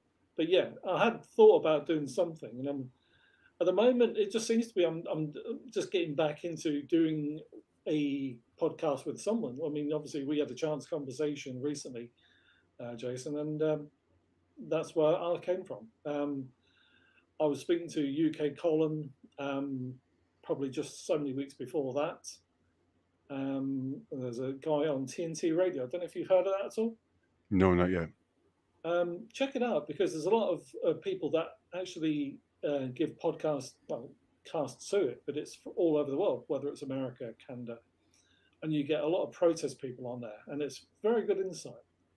And I did a podcast on his show, Rick Munn, but they have so many different commentators. It's very interesting, not just talking about this issue, but everything to do with protesting, climate change, all the different things that are hitting countries at the moment. There's a friend of mine, she does a radio show who put the show out today, Jules Sirkin. Yeah, I saw her tweet. we're talking about doing something, but of course she has the same issue. So the more time you spend on the computer, the more these neurological effects really affect you. So you need to do it because you need to keep talking. But at the same time, you then have to think, well, okay, what can I do today? I can balance that for an hour and then step away for the rest of the day or something. So yeah, it's how to go about it. I mean, I know people who I talk to, whether it's through Getter or whatever.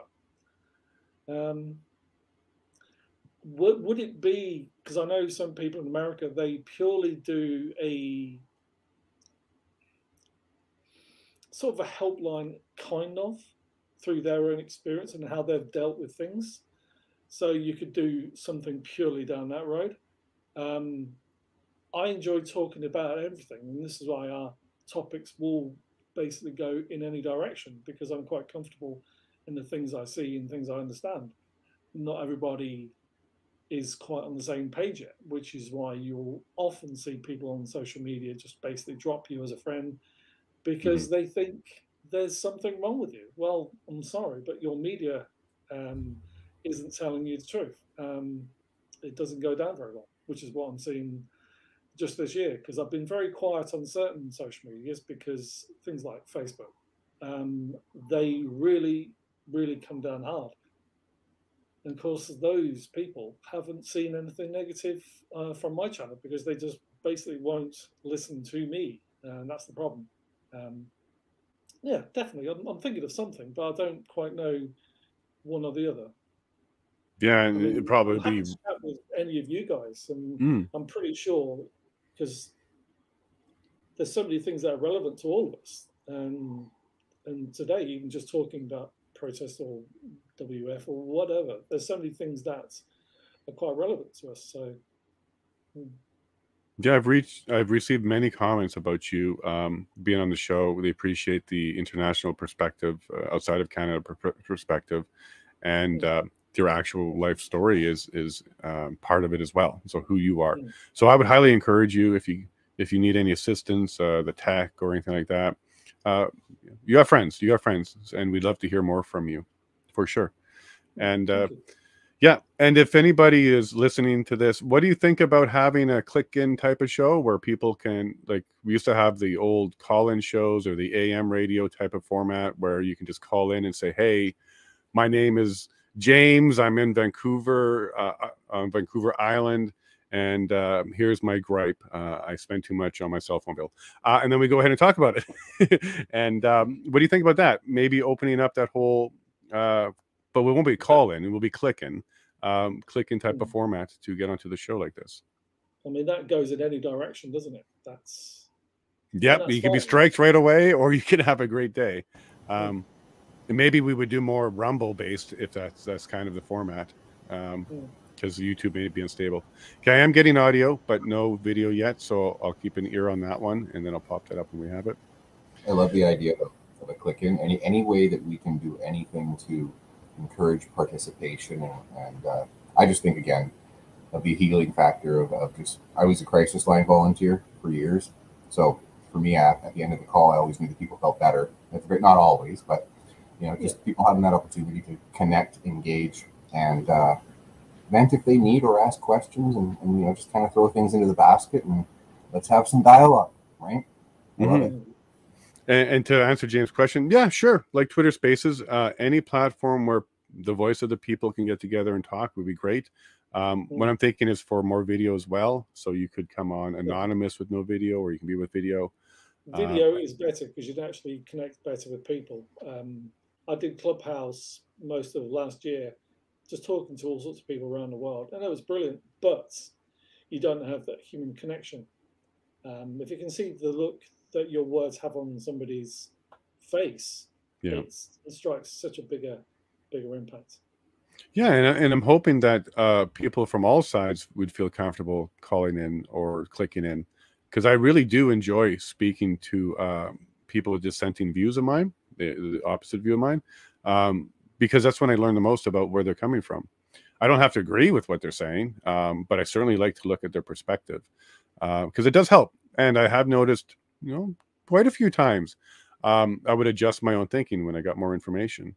And I think the biggest example of that would be around my empathy towards the Ottawa residents that were impacted. I can be honest when I say I really didn't care much because I thought we have the right to protest and that's where we do it. But through some of the testimony and, you know, opening my mind, I definitely have some empathy for them. There's no reason why we should have did all of that. I'm not condoning the EA being used because residents were upset, but you know, keep an open mind and be open to it. Fair, James. Yep. And then Discord's another good one, James. There's a couple platforms I got to look into using because you can actually be free.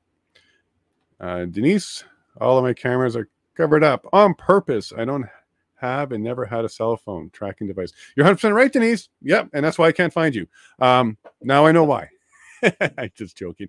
But no, you're 100% right. I also, on some of my laptops, have, you know, sticker over top of it because as a techie, I do know camera can be turned on with the notification light disabled. So it's absolutely possible. It's not a paranoia. Just because you're paranoid, it doesn't mean they're not watching. So keep that in mind. It's great with Vera's. Yeah. So something like that for sure. Rumble's going to be good, I think, until C11 kicks in. Once C11 kicks in, we might find Rumble might be closer to YouTube when it comes to forced censorship and blocking. But Odyssey is another one that I'll look at as well. I think you have to reach a certain level of subscribers before they take you. So I'll relook into that. Yeah, I'm not sure if I reached that or not yet. I don't watch the numbers like that. But yeah, so thank you very much. I do know we're going to be starting up again. And if you guys like this, oh, look at that. There it is. If you guys like this kind of format where it's just a few of us chatting about various topics, let me know in the comments. I do read them. And if you like the idea of Chris becoming the next platform for the voice of people, let him know. Hit him up on Twitter. His Twitter is in his name here. One of the most entertaining, and you're definitely not going to get cookie cutter and echo chamber from him. You're going to get a lot more than that. Any closing comments there, Chris? I appreciate the kind words. You know, it's I think we're all coming together. We're all, like I said, I think yesterday, we're all white belts in this and working our way up through the process, and we'll work the kinks out. But I think that we got a good group. A lot of people just looking for something different, and if they find that with us, fantastic. So stay tuned, and it's just repetitive. You just got to keep going, keep being there, showing up, and we'll see where it goes. And I'm looking forward to it. I'm excited. Yeah, we got some great voices. Yeah, we got some great voices already out there, like the Andy Lee Show, Joe Rampart, Donald Best, and soon Chris from Canada. All right, everybody, thank you very much. He's taking a seat. I'm going to make sure the audio's on this time. Okay. Take care, everybody. We'll talk to you soon. Okay. There we go. We got audio. Good afternoon, Commissioner. For the record, Eric Brousseau, Commission Counsel. So that's the second time he asked that question. Were there alternatives for the protesters that wanted to do it legal and peaceful? Last time he asked that question, the answer was nope. And as I talked about in my after show or whatever it's called, I identified like when would they have the chance? They were just standing there intimidating and then moving the line forward. This witness, again, great witness, he said the same thing. Yeah, there wasn't anything else.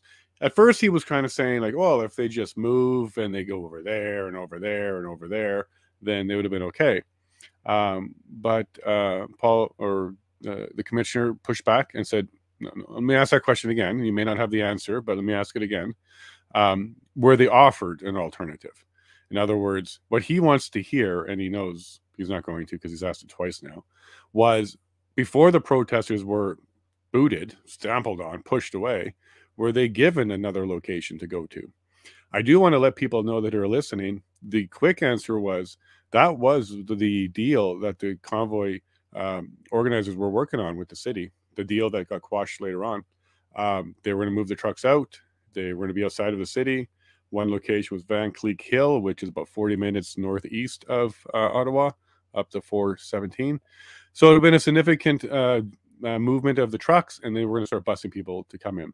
So there was a plan being worked on, but not an alternative that was given to the protesters when the boots came down. because at that point the deal got quashed. OPS is the one that said no more, and then they came in. So I like that question because we've heard it from them twice now. Get the comments later. Now I do have a ton of comments. The first one I want to go to. So Tom Curry, the lawyer for Peter Slowly, boy, did he ever try to put words in his mouth, in the inspector's mouth. Tried many times.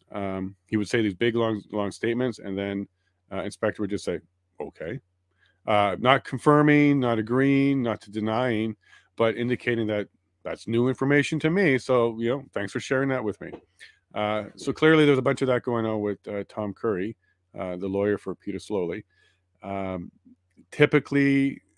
is typically division in protest groups. So one of his responses, inspector's responses, was Tom Curry was trying to establish that, there's this group, you can negotiate with them, maybe or maybe not. They're in control, they can make things happen. And the response from the inspector was proper. Typically, there is division in protest groups. Again, this wasn't officially organized. This was grassroots. So indicating that maybe some of the leaders like Tom Razzo or Tamara Lynch or others were in control of 100% of people that had grievances against the government. And by the way, it looks like they want to say coast to coast because they keep saying Coutts and Windsor were heavily influenced by Ottawa. So I guess the implication is these few, volunteer leaders, convoy organizers are responsible for coast to coast when even the government can't do that. I saw some comments about him standing up for protesters. Of course, the main thing that he's going to be focusing on here is he's got a reputation. He honors his reputation. Trust is very important to him in his line of work. Especially, he's going to be known after this. His face will be out there. So when he's working tomorrow and there's another protest and he's got to go in there with goodwill, he absolutely is going to be doing that on his honor and his integrity. So there's no question that he's going to make sure that he's not doing things that will put that into question. And that means, sometimes there's uncomfortable questions and he's got to just deer in headlight, like, wow, I didn't know that. We'll get to that in a moment here. One of the questions that Tom asked, I thought was very sneaky, because what he did was he snuck the EA into the question to imply that the EA was one option. That's sneaky. Like, you ask a general question, do you think it's bad that protesters are horrible to the neighbors and the sky is blue? Do you agree with that? Well, yeah, this is pretty easy to agree with. But in this case, he was kind of sneaking in. The EA gave you the ability to deal with it, correct? Yeah, but it was unnecessary. Because then he pointed to, the inspector pointed to correctly, that the grievances were the common link coast to coast, Alberta, Windsor, other groups coming from wherever. It was the common thread on that was grievances was similar, but not necessarily the organization or the allegiances. And yeah, it's not the truckers or the organizers. It was the grievances that brought everybody together for this protest coast to coast. Government of Canada, they're up to it again, right? Leading in general questions. I don't know anything about Farfarda, a Quebec group, Farfada. I don't know anything about them. I can't even spell it or look it up right now. So anybody in my chat can throw me a link to them. A couple times now I've heard that group come up, so I kind of want to learn about them. But what I do know is they're just a group that the government keeps labeling as one of these groups to be worried about, kind of like Diagonalong. But in this case, it's a Quebec group, and as the government of Canada said, they had one member who was spouting out some pretty extreme, aggressive stuff. And then the way she worded the question was, if that's the kind of attitude and that grew, would that then suggest that possibly there could be an entrenchment? So one guy screaming, I don't like the government so much. And then the question is, well, if a whole bunch of that happened, and then a whole bunch of that, and then they became entrenched, would that be a problem? Oh, sure. Yeah. Well, what a weird question is that? But here they're reaching. I think the government is very, very desperate. The government of Canada's questions are very hollow. They're not adding any substance or material to the situation, the inquiry at all. and it definitely not establishing the foundation for the use of the Emergency Act. To point the commissioner to one Quebec, a member of a group that barely anybody knows about, as some sort of proof that they were going to start entrenching, and that's why they needed to do that. I feel, lots of empathy for the government because it's pathetic. We also remember that we had 70% of the trucks that were moved under the agreement with the city. We had testimony during the first full week around this agreement with the city manager, and Tom Razzo and team were moving trucks, and they got up to about 70% or so that they thought they could move or were moving. And but it looks like the government was saying, nope, unless we had 100%, every single truck, every single piece of litter, and every single Coke can had to be removed, or else we were going to come down. In other words, we're going to paint a goal line that you can never get to, just to say you failed, and then use that against you later. Gross. I'm embarrassed about that. These are elected officials acting this way. That's ridiculous, but I'm glad it's coming out, because I don't think the average Canadian would agree with that. Nobody's 100%, and it's very ridiculous. Brendan Miller, Freedom Corp. Go, Brendan. Let's go, Brendan. You're doing a good job. Looks like you got a haircut. I think you got it yesterday. Looking good. Keep it up. Bringing up that trucker proposal. That was wonderful. So for the people that aren't really fully aware of it, this was this agreement that they were working on. And it looks like this particular one was even approved by the RCMP, had lots of buy-in from various levels. It was clear that there was a little bit of verbiage and stuff, but overall they were good. And what was interesting was this particular witness was not aware. Hold on a second, I got one more first. They wanted, okay, right. So the substance of this agreement was they were going to get in a meeting with federal cabinet or government members, and what they had to do was denounce any violence or unlawful activity. So clearly, loudly say, don't do anything wrong, which I'm sure it would have been just fine with, because they've always been saying that anyways. And once they got the meeting, they would be encouraging the trucks to leave so the protest could be over. And this witness, he said, is this the general of it? And the answer was correct. And then this witness didn't realize that that agreement or that proposal did move up the chain, made it all the way to a meeting, but then was quashed on the 13th as the EA took over. So that look that you saw at the end there was him finding out for the first time that, yep, it looks like there could have been an out. EA was definitely not necessary, and this agreement was already on the table in front of the federal government. And I think that deer in headlight blank look that we saw there was his realization that, didn't know that out was there and on the table, and that kind of changes things in his mind. It took a little while to process, but it was clear to me that that was new information to him, and he didn't like that at all, and it might have changed the way he saw the situation. I will commend him quite a bit, though, because he is going like right down the middle. I don't see him taking a side. He is exactly what you want in the liaison, which is leaning a little bit more towards the police force and the police activities, because they are still the official public servants. But also, compromising, understanding, and negotiating with protesters of all kinds. And he was very clear that there were opportunities very early on to negotiate this to far more peaceful. Couple things that he mentioned was, if they were able to get an agreement going, would they, if moving 30-60% of the people out, would it have required less resources to maintain the protest and deal with it? And the answer is, well, of course, yes.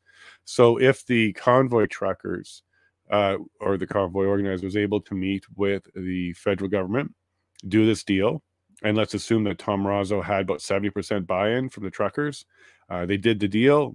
Didn't result in a change of mandate, but that's not the agreement. The agreement is, if you have the deal, you have the meeting, you go pull the trucks out. So had they done that, looks like there could have been about 70% less people there. And then maybe it would have been very clear and a lot easier, with the resources they keep referring to as being stretched, to have continued to deal with it as is. No additional powers, no additional police forces. So I think one of the things he was trying to help the commissioner understand was there was something in play where it didn't make much sense to him why you wouldn't focus on getting the large cooperative group out. To him, that was a surprise. He was a little bit confused by that.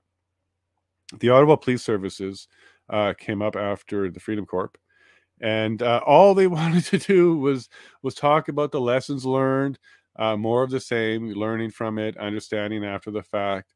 And what I want to highlight there to the people watching is when you see that happen out of a lawyer or something like that, what they're trying to do is at least get some positive responses out of the witness, because basically anything they're going to ask is going to be counter to what they want, and it's probably not going to help them. So this is a way of facing a witness who you wouldn't consider super cooperative or helpful to you, but still have them provide positive answers to you, because, you know, positive answers do help. So if you're getting the witness to say yes, or I agree, or correct, you can kind of get away with a little bit of narrative injection. And he was kind of doing a little bit of that. But he was very keen on expressing how they learned some lessons, and they've now built up the OPS PLT team. And I felt that kind of, it wasn't even questioning. It was kind of like, hey, did you know we're doing better now? And don't you think that's a good idea? Well, correct. That's desperate. It looks desperate. But, you know, I guess what we want to hear is some lessons learned and some improvements were happening. I don't know how that helps the government bolster the position of having the EA, but there you go. City of Ottawa, very short, very sweet, didn't have much to say. She was trying to imply that the cities, through this one recommendation, through this well-decorated OPP officer who put together a nice email which kind of laid out a bunch of stuff. But one of the items she listed was an injunction could cause things to get worse. If you don't have to use it, basically don't use it. It's preferable to use negotiation. Almost implying, without quite saying it, that an injunction should be like a last resort if you're going to have any success, because what it does is it causes resentment and problems and resistance as well to the injunction. But the city was pointing to that strongly, and I can see why, because they're trying to say, hey, look, injunction wasn't a real option to us because the OPP themselves said this is something that's not always beneficial or helpful. What the OPP really said was the preference would be to negotiate. PLT teams can be successful with negotiation. And as one of the tools, injunctions is available. What the city was trying to do there, Alyssa Tompkin was trying to do there, was take it off the table. But we all know that everything that was available, legal options, laws that were available should have been used first. And that would have been a perfect one to use. All right, I have a commissioner in my ear. So here you go. Enjoy the rest of the afternoon. Well, there you go. There's another day in the bag. I'm just going to wait for the audio to quit. There we go. My audio's on. You can hear me. Looks good. Great, great. Well, we did it. Made it through another day. Actually had 3 witnesses today. Did 2 full witnesses and a half. So 2.5 witnesses today. It's a partial OPP sandwich with the OPS on either side. But yeah, there you go. It was a great day.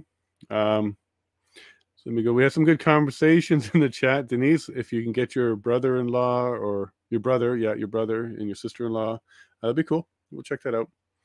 I've got a whole whack of notes. So this could be 15, 20 minutes or so. But, you know, if you want to do it, check it out.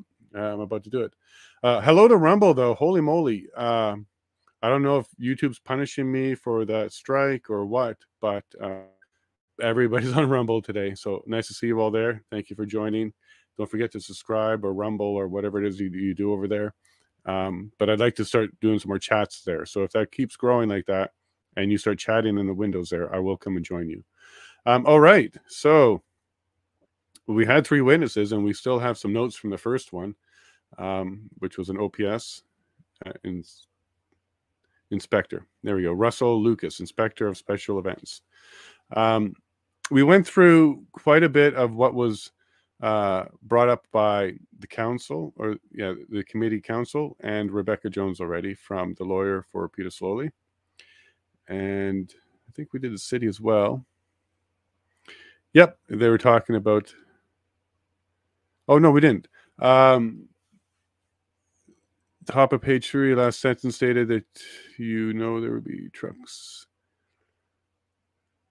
Oh yeah, so impeached. This is the other impeachment that we're looking for. So it was the city of Ottawa who got the second impeachment.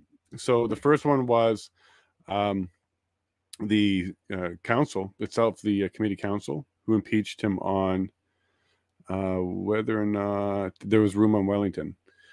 He said he didn't know, he had no idea. It turns out he had notes, part of a meeting where he saw it from 4 different intersections. So City of Ottawa had another impeachment for him. Let me just quickly refresh my memory here. I'm like one of the witnesses, just reading my notes.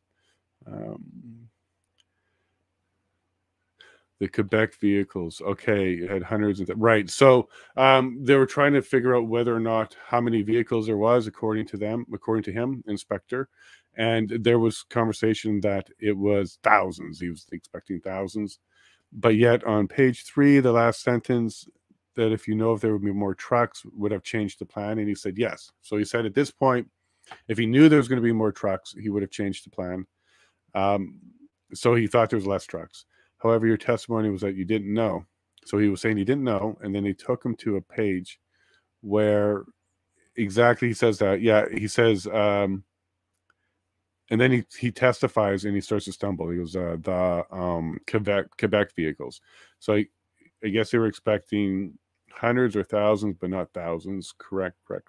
Yeah, so he did admit after being across that there was more vehicles coming, and according to him, if he knew there was more vehicles coming, he would have changed the plan, but he didn't change the plan. And then under some good cross, it turns out he did know there was more vehicles coming, so he should have changed his plan. There was a lot more redacting. Yep, the OPS has a lot. So far, the OP did not. Only phone numbers. Yeah, so you have noticed, I think you've seen the pattern. Whenever the document starts with OPS, 5 zeros, 4 zeros, or whatever, it's usually going to have redacting in it. If it's OPP, usually not going to have redacting in it. And I have seen this pattern so far, and I think you're all recognizing it as well. Bylaw was feeling unsafe over minor action when referring to burn barrels. So addressing, they're just heaters. But addressing burn barrels, in his own words, was a minor action. And we keep hearing from many, many witnesses that the pig, the crane, and burn barrels and fuel were all the things that kept them awake at night. So the burn barrels being called a minor action for bylaw, not a big deal. There were no actual fires. Nobody got hurt. A lot of people were responsible.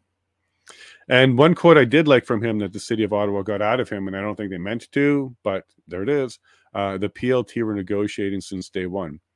Because when that came out, there was a bit of a stumble from the question asker, the council.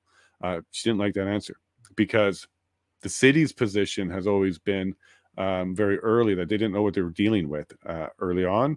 They thought it was just a weekend thing. They were going to come and go with their placards and be gone. So for the city to admit that since day one, OPS was negotiating with them, that means maybe they weren't thinking it was just a quick little 2-day weekend thing. Why would you negotiate if you thought it was just a little pop in and say hi? No, the truth is OPS knew better, and they're trying to say different now. Of course, they knew since January that they were coming. It was going to be a big stay, and they also knew at this point that the federal government were going to be difficult. They were not going to sit and chat. So they had both sides. There was going to be no movement. It was going to take a long time. Christine Johnson, I think this is the first time we've seen her from the Ottawa Coalition of Residents and Business.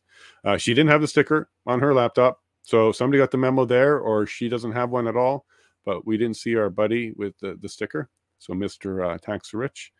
But Christine did attack well. Again, this group here from the Ottawa Coalition of Residents and Businesses, their primary goal is to make everybody look bad and to prove that all of the failures, no matter who did the failures, impacted the residents and businesses, because this will also lead to additional things like compensation, something. There'll be other things. There's a good reason why they're there and doing a good job attacking all witnesses. She was attacking that he knew it would be large and long, also leading to the potential for violence. Again, they're just loving loving those words. Good thing that this is during the day and there's no drinking game here, because unprecedented would be one, and for sure potential. That would be another drinking word. And diagonal, I would make that a double drinking word because it's fun when it comes up. Then he said they were peaceful. Even though they were peaceful, there was some heightened concern. Oh, she said, sorry. Even though that they were peaceful, was there a heightened concern? And then re-emphasize heightened concerns. And the witness responded with, we were trying to find places. There were no plans to put them on Kent or block Kent.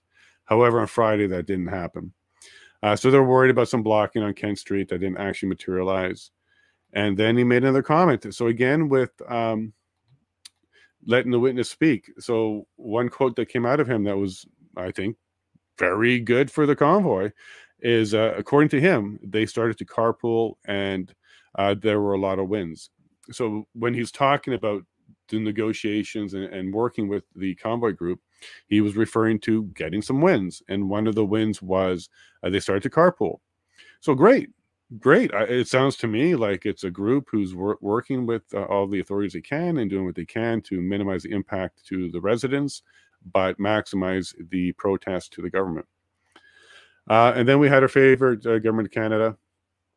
We covered this in the other break because the Government of Canada really goes on to that disinformation tangent. Again, the Emergency Act doesn't have a clause that says if you don't know what you're doing or don't understand information, go ahead and pull the emergency and use this. Nothing like that. So I do think that what they're trying to get at is some sort of centralized information, central command, central intel, something along those lines. And if you remember, the U.S. kind of started to try and do that, where they were going to have a division of truth like thing. This might be Canada's version. We might be looking into that. Oh, I also got notice that Bill C-11 has passed a second reading. That's not good. It's also quietly happening while we're focusing on this. And maybe all that's related. Central Command with intelligence and C-11. And yeah, you'll be able to propagandize and control the narrative all over the place. Reach out to your senators if you can. I've reached out to some. I'm just a little guy out in Alberta, but I'm going to do whatever I can to get their attention. I've offered to speak to them. I've offered to let them explain it to us, why we should have it. I think if they sit down and listen, they should not vote it. But I'm open to having a senator if you have the time, if you think it's important that Canada understands your perspective on why you're moving ahead with that. I think it would be worthwhile to have.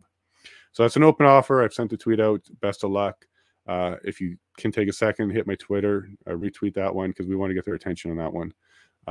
If anything, come and explain it to us so we can understand better, because what we understand and what we've read and what we've analyzed, it's dangerous to try and control any speech on any platform for any reason, whether Canada needs more attention or not. And I probably would be directly impacted by that. I would likely get a list of things I can't talk about. And then if I do talk about it, whether it's Rumble or YouTube, I could get into blockage and being taken down. So I would like to see us not ignore that one, even though the inquiry has taken all of our attention today. Bill C-11 passed the second reading in the Senate. This is not good news. Pass a note to your senator. Be cordial, be nice, don't be mean, and explain to them how all sources of information should stay open, and the government has no place in sorting, reviewing, or approving information that's coming off of media platforms from people like me and people like you. All right, so back to this. There's a lot of whining from the federal government about social media. So in the questions, fact or fiction, is there confusion on whether or not there were police supporting? Yeah, we went through some of that. But again, mountain of a molehill, whether or not a police officer was supporting the protesters or not by taking a selfie isn't proof of misinformation. All right. Yeah, we went through the convoy stuff. They did a great job. Bathsheba did a great job.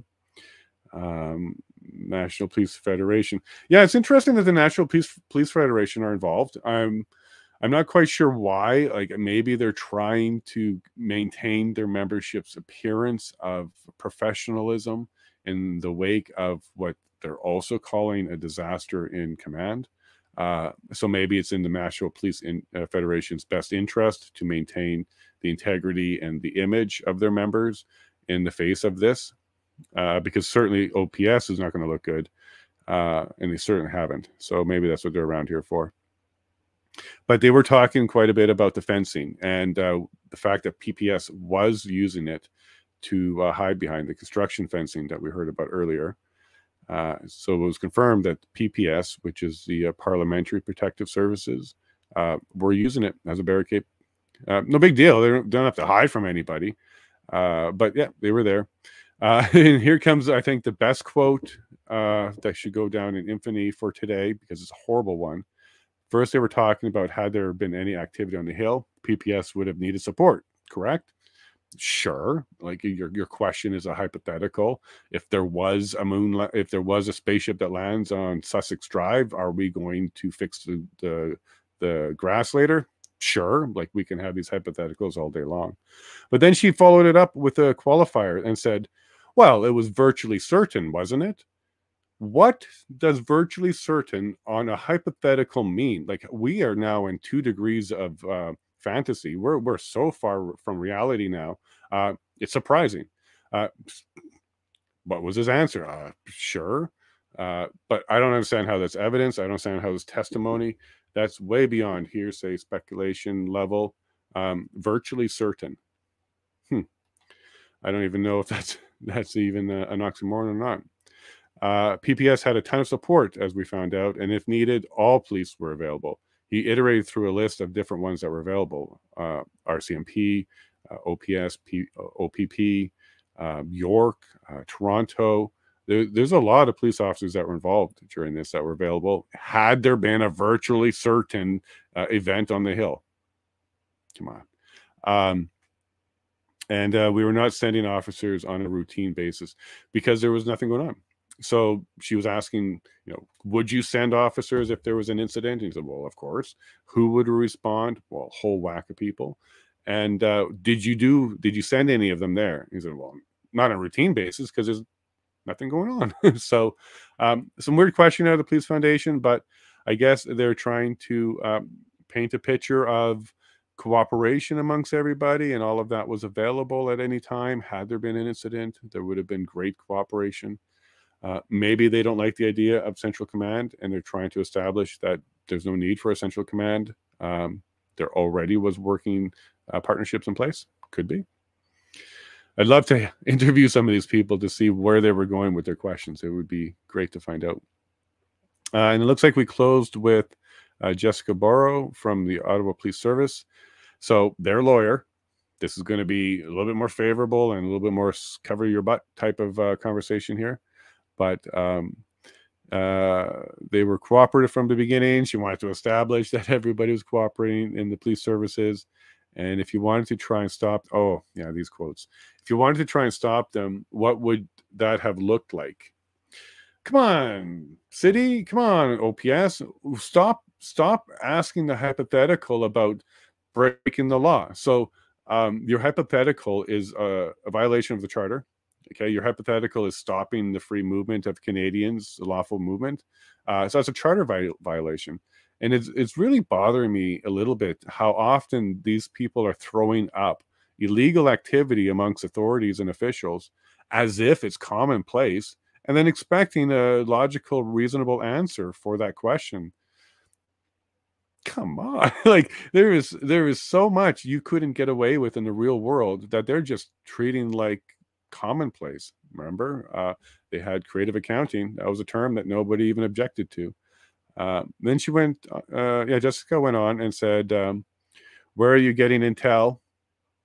Okay, asking where are you getting this information? Because it's clear that the OPS is going to play the we had bad information card. And so the answer was partners, and they would reach out to PLTs to get their information.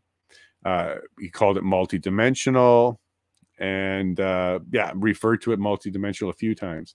But in this particular answer of where do you get intel, what didn't come up was social media. So he didn't list social media on this answer at all. So he listed off partners and PLT, and it's all multidimensional, but he didn't answer social media. Although we know previously that he used social media quite a bit to get some information, like the fence and like the selfies of the police officers. They were cooperative, then they were not correct. Now talking about the PLTs, so the OPS, Jessica's trying to establish that at one point the OPP PLT was not cooperative, it looks like. No, sorry, my bad. It's not the OPP PLT. It's the protesters she's referring to. So at one point they were cooperative and then they were not, correct?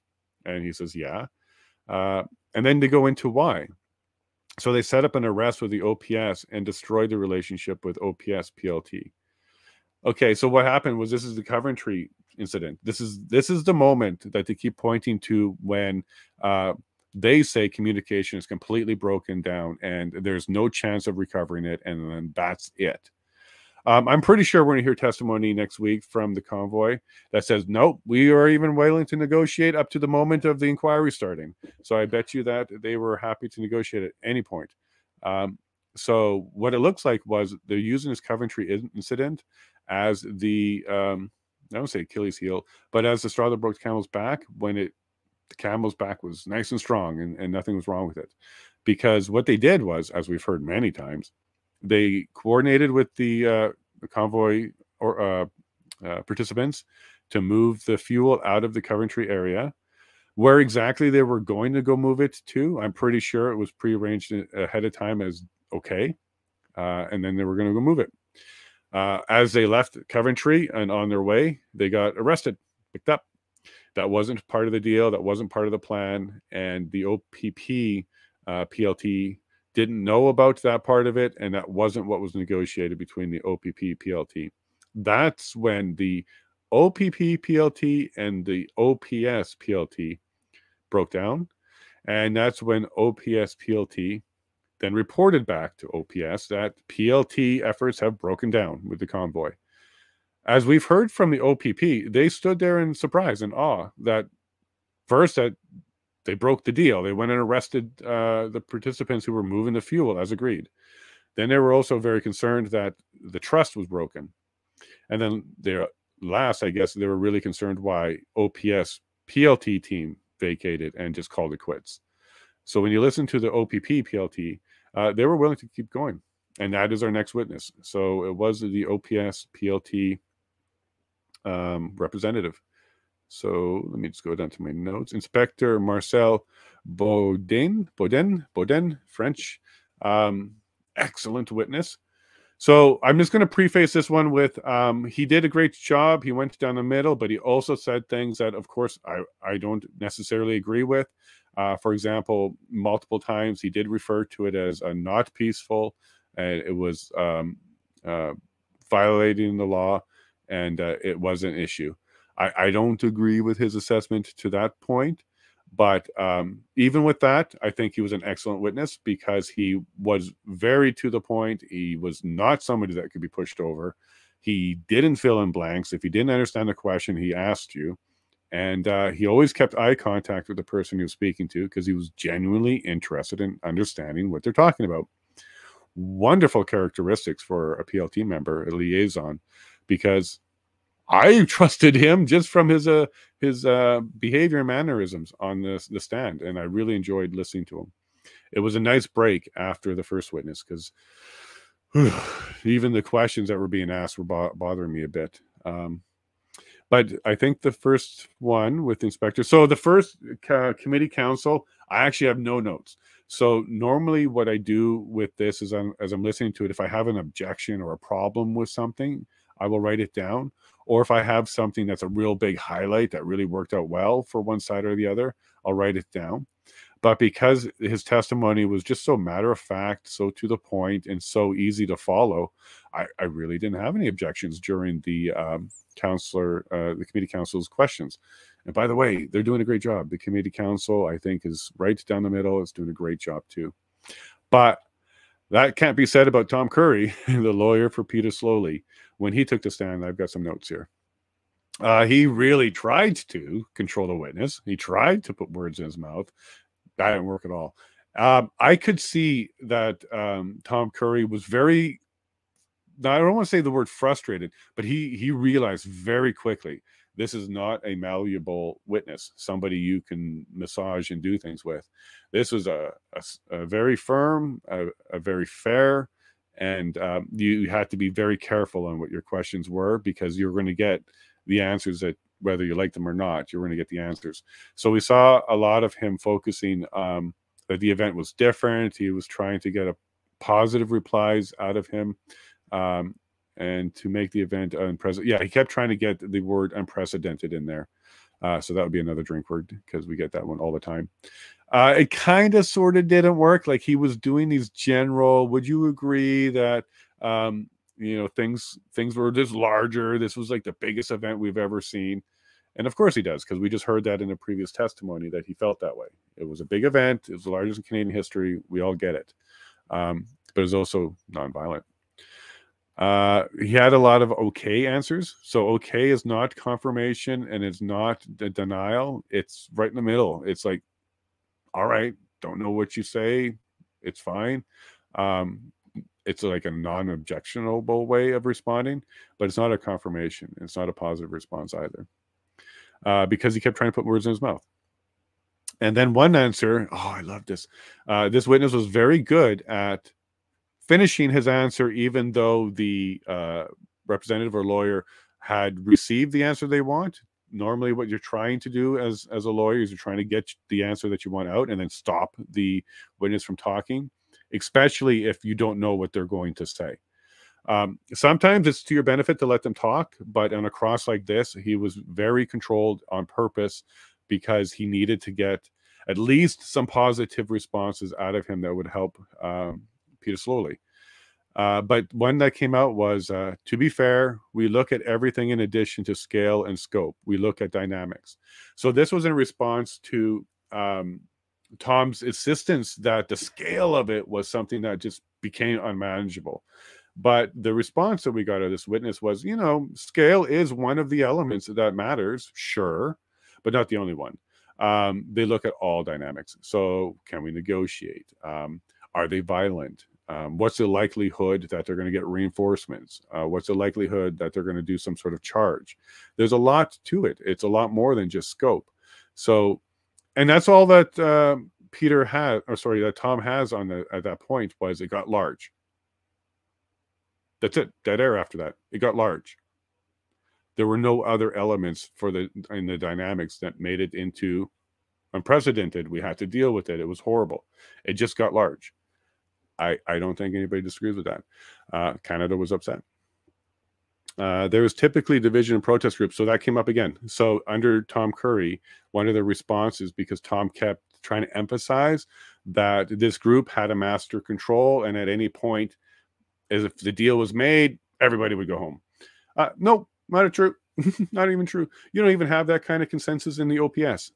All right, guys, you have a split OPS, you have a split council, you have a split city, you have no consensus even amongst your own organization, but yet you're trying to demand it out of a grassroots command structure organization.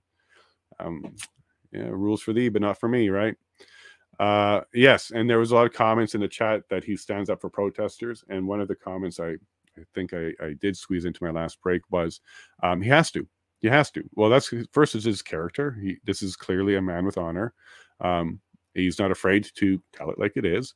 And this is exactly the kind of person you want out there negotiating and liaisoning with any events. This one was all done, but there'll be another one.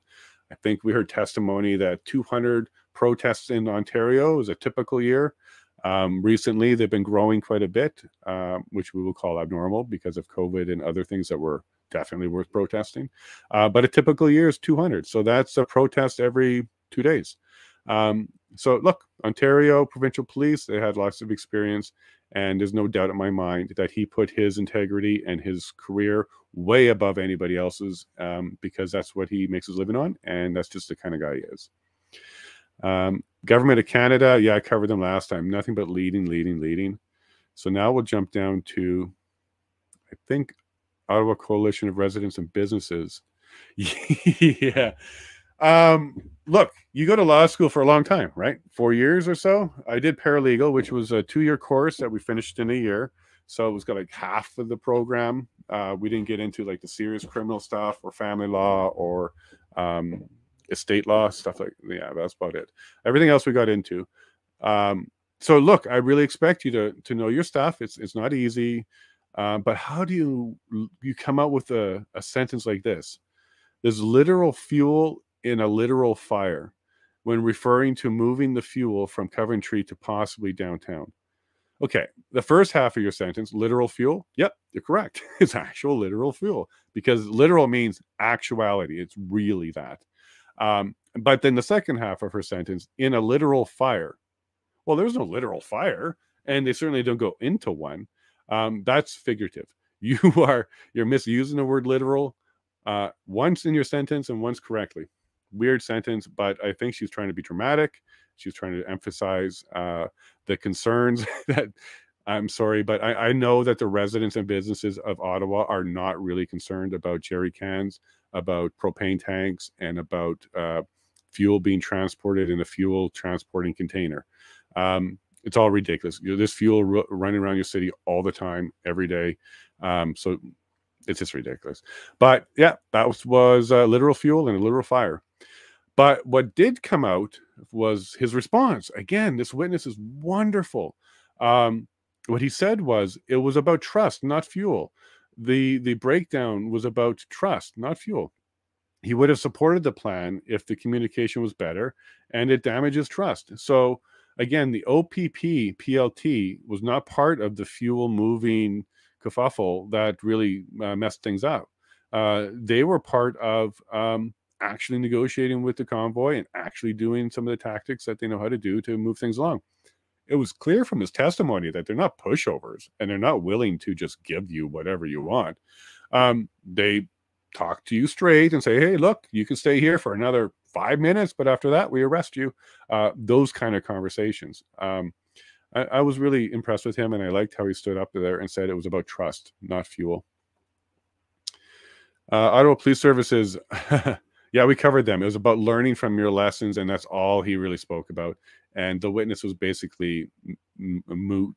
Like, there's nothing much for the witness to say other than, all right, I'm glad you learned from your lessons. Next one was the Justice Center for Constitutional Freedoms. Yeah, got some good notes here. So the plan was to meet with the feds. If the convoy denounced and left, would that have worked? See, now we're learning about this plan. There's a new deal with the feds that said, hey, yeah, you can meet with federal members if you denounce unlawfulness and leave when the meeting's over. So that was on the table. So he agreed that, yeah, if that plan worked, it would have worked. Yeah, if everybody did what they're supposed to do, it would have worked. If the people left under that agreement, would you have needed less police to remove the remaining? So one thing he did emphasize on, again, this witness was great. He kept saying things like 60 or 70% of the people he would have expected to leave, but not 100%. So the next question was, well, if people did do that, if they met with the Prime Minister, the main organizers denounced unlawfulness, and then that group left, what would that have meant? Well, it would have meant that they needed less resources to deal with the remaining. Because, yeah, they weren't expecting everybody to leave, but now they're go from 100% down to 30%. So the point he started to make there was, had we gone ahead with that agreement and worked with the convoy on that one, we would have at least gotten 60 to 70% of the protesters home. That's big.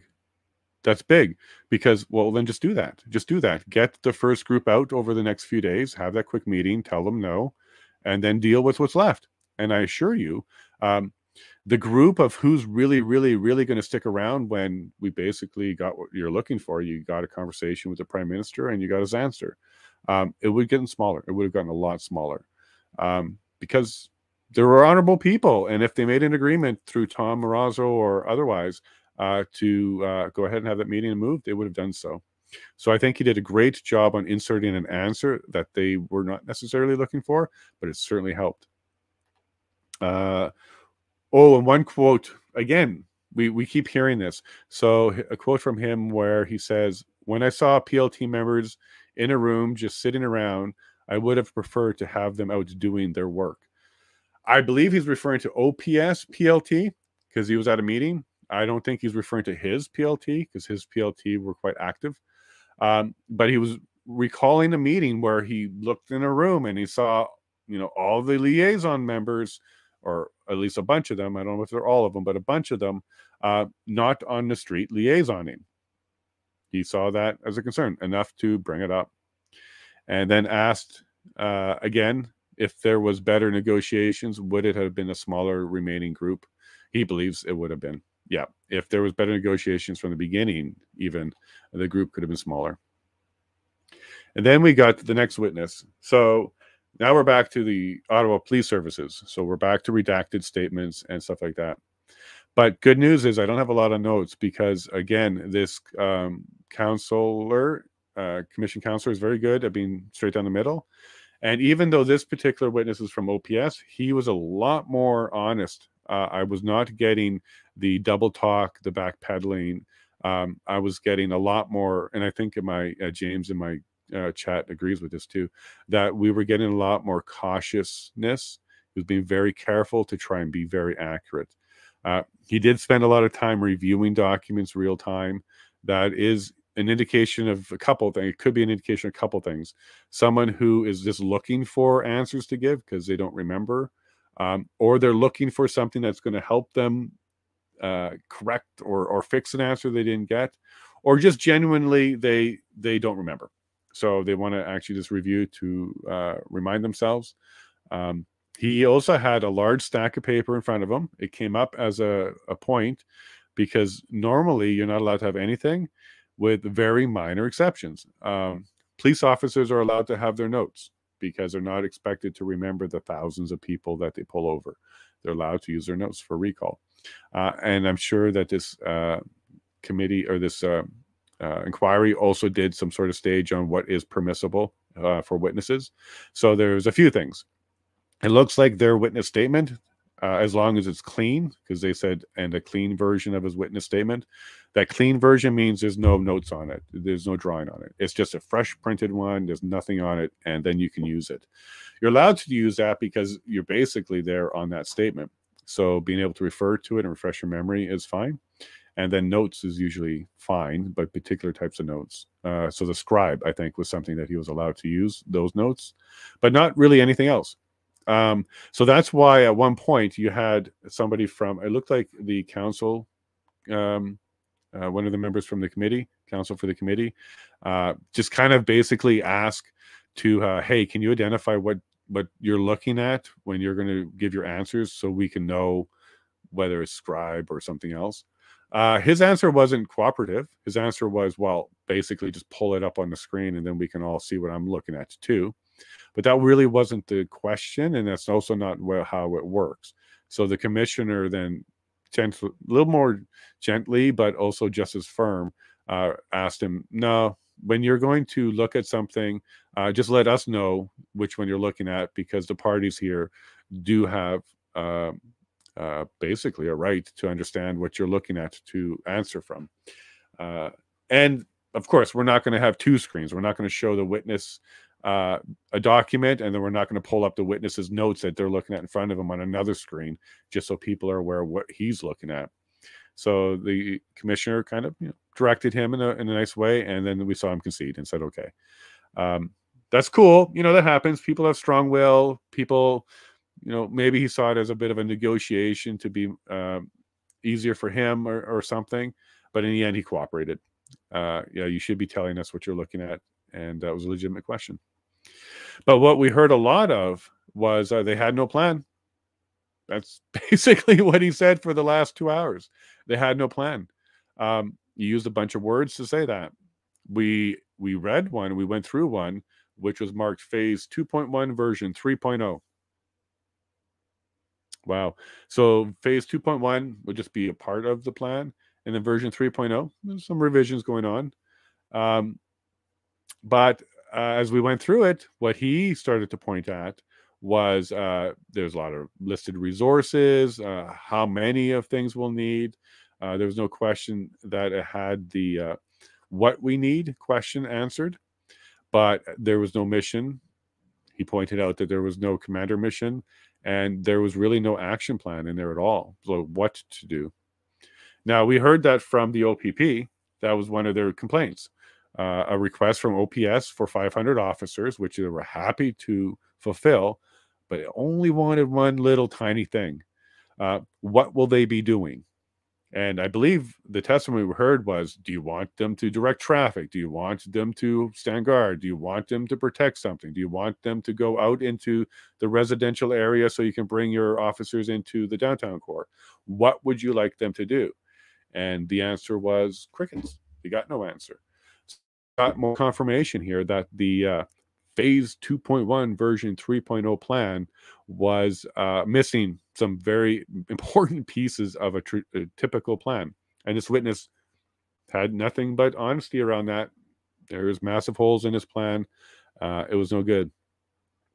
And then I keep hearing this speech about turned into an occupation, and I've had enough. The residents have had enough. There's kind of like this tolerance level. And you know what? There's a piece of me that kind of understands that. You know, I'm a tolerable person. I have lots of tolerance to a point too. So it kind of felt like they were trying to get to this, well, we should have a bit of a limit on how much protesting we have. And maybe 3 weeks, you know, kind of maybe 3 weeks is that limit, or the crowd gets so large, or a combination of time and size. But they were going around with this whole tolerable to a point messaging. And I didn't like that. So I took a look at subsections 2B and subsection 2C of the Canadian Charter of Rights and Freedoms. And yep, just as I expected, there's no limits whatsoever other than peaceful. As long as it's peaceful, you can stay as long as you want. You could be as big as you want. You can be as loud as you want. There are no limits like that in the Canadian Charter of Rights and Freedoms, because of course not. You're limiting freedoms. Other than the limiter of peaceful. So peaceful is there. It does have to be peaceful. We might be debating for the next decade what is peaceful and what is violence. And we might be debating that one for a while. I would like to prefer the traditional term that we've always had, and I believe it was the criminal code, or it was, there is a definition for violence that Brendan brought up yesterday. Maybe it's not the criminal code. There was a statute that defines it, and he pulled it up and asked if the definition that was being used today was that definition, and it was confirmed it was not that definition. It was a much different definition, which meant anything. I found it interesting that he had a liaison between him and Slowly. Okay. Workplaces are not always perfect. Personalities, characters, lots of things, humanity gets in between. We're all just humans. Dynamics between people, whatever. But in order to continue to function, there were liaisons set up. That's certainly indicating to me lots of division. We've heard it all. And now this particular witness has kind of identified himself as not on Slowly's side when Slowly was a chief. Now, keep in mind, Slowly was trying to look at a lot of different options to end it, including political. I believe there was a political solution to it. And it does appear that Slowly was not for violating rights and wanted to be in charge and have command and control people. There's certainly a lot of that I'm hearing from the witnesses. But I'm also hearing a lot of he wasn't the one that was gung-ho about escalating the situation any. He was trying to maintain or de-escalate. We'll hear some more, and we're going to hear from him on Friday. I suspect it's going to be all day Friday with Slowly, because it looks like we should be done with these middle witnesses by Thursday. So look for that. We've also had some stuff in the chat about maybe they're going to be doing Saturdays as well and longer days. Look, here's the thing. We're basically on week 2 because it started on a Thursday. So Thursday, yeah, we're basically done 2 weeks now. And we're on witness number, where are we now? 18. We just finished 18. No, we're on witness number 20. So we did skip a witness, Robert Drummond. so he might be next. But we're on roughly witness number 20 of 66, 67, 68 if you add Doug Ford and Stone, I think her name is. But if you add a couple more witnesses, we could be up to 70. So we're only at 20. So that means another 50 or so to go. So yeah, there are going to be lots of witnesses. We're on 3 weeks. We now have 4 more weeks to go. So I can see how, or sorry, we're on 2 weeks. We have 4 more weeks to go. So I can see why they're starting to get concerned about running out of time. Oh, wow. There's a whole bunch of chats. Sorry, everybody. I was finishing my notes and I'll come back to chat in a minute. And then one of his nice quotes was, ideally, the best resolution is a peaceful resolution. I would agree with that too, but for some reason they decided that that was no longer an option. I'm pretty sure all of next week, basically the entire week, the message that we're going to hear from the convoy organizers was, we have plenty of options. We were working on options. We had deals in place. Clearly, a boot from above quashed everything and made it difficult. All right. So, Denise, thank you for sharing all that information about your sister-in-law. I do recognize and remember the testimony in that particular email. She apparently provided the recommendation that the city injunction was not necessarily a good idea, but it doesn't say it wasn't an option. It just said maybe not your first or best idea. And that was an email that was applauded quite a bit. So if that is your sister-in-law, cool. Very cool. She made it on. I'm sure she was happy to hear her name on there, but I don't see her as a witness. Doesn't mean she won't be added in the future. I could see the city asking her to give some testimony because they were the ones that were really excited about her email, pointing to an injunction as not necessarily being the best option. But I don't see what the relevance of that would be. Well, hold on. Let me think about that for a second. If the city did determine at some point whether they tried to and couldn't use it or determined it would have been useless, the city injunction, maybe in their mind, they were out of tools. But what I think the commission will do is they won't give them that benefit of the doubt because you at least should have to try it. And if you go to court to try and get an injunction and your injunction is turned down because there's not enough violence or not enough lawlessness or not enough laws in place for them to back up the injunction. You can't get an injunction against good people. You have to get injunctions against people who are doing something you don't like. So maybe they weren't prepared or had that. I think the commission would ask and to see that. And if they couldn't get one, that might be a reason not to even use the EA. But in either case, we do know that they didn't execute any actions on the city injunction. So the question of why that happened is probably relevant. But I don't think it might be relevant enough to see a new witness, Denise. But if that happens, cool.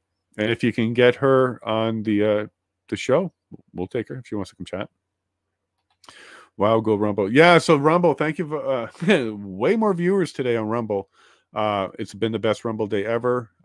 It could be a whole bunch of things.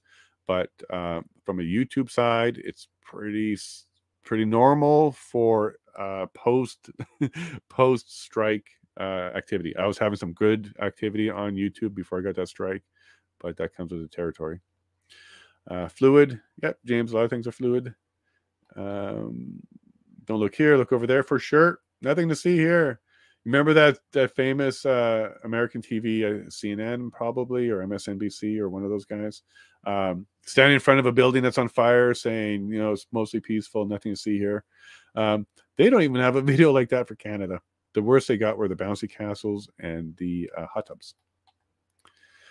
Liberal senators especially. Yeah, okay, so we were talking about C11. C11, second reading has happened. It's important that we do whatever we can to get that voice out, because what's likely going to happen is there's going to be a lot of testing of it if it goes into enforce, if it goes into effect. There's going to be a lot of testing in the court over it probably pretty quickly.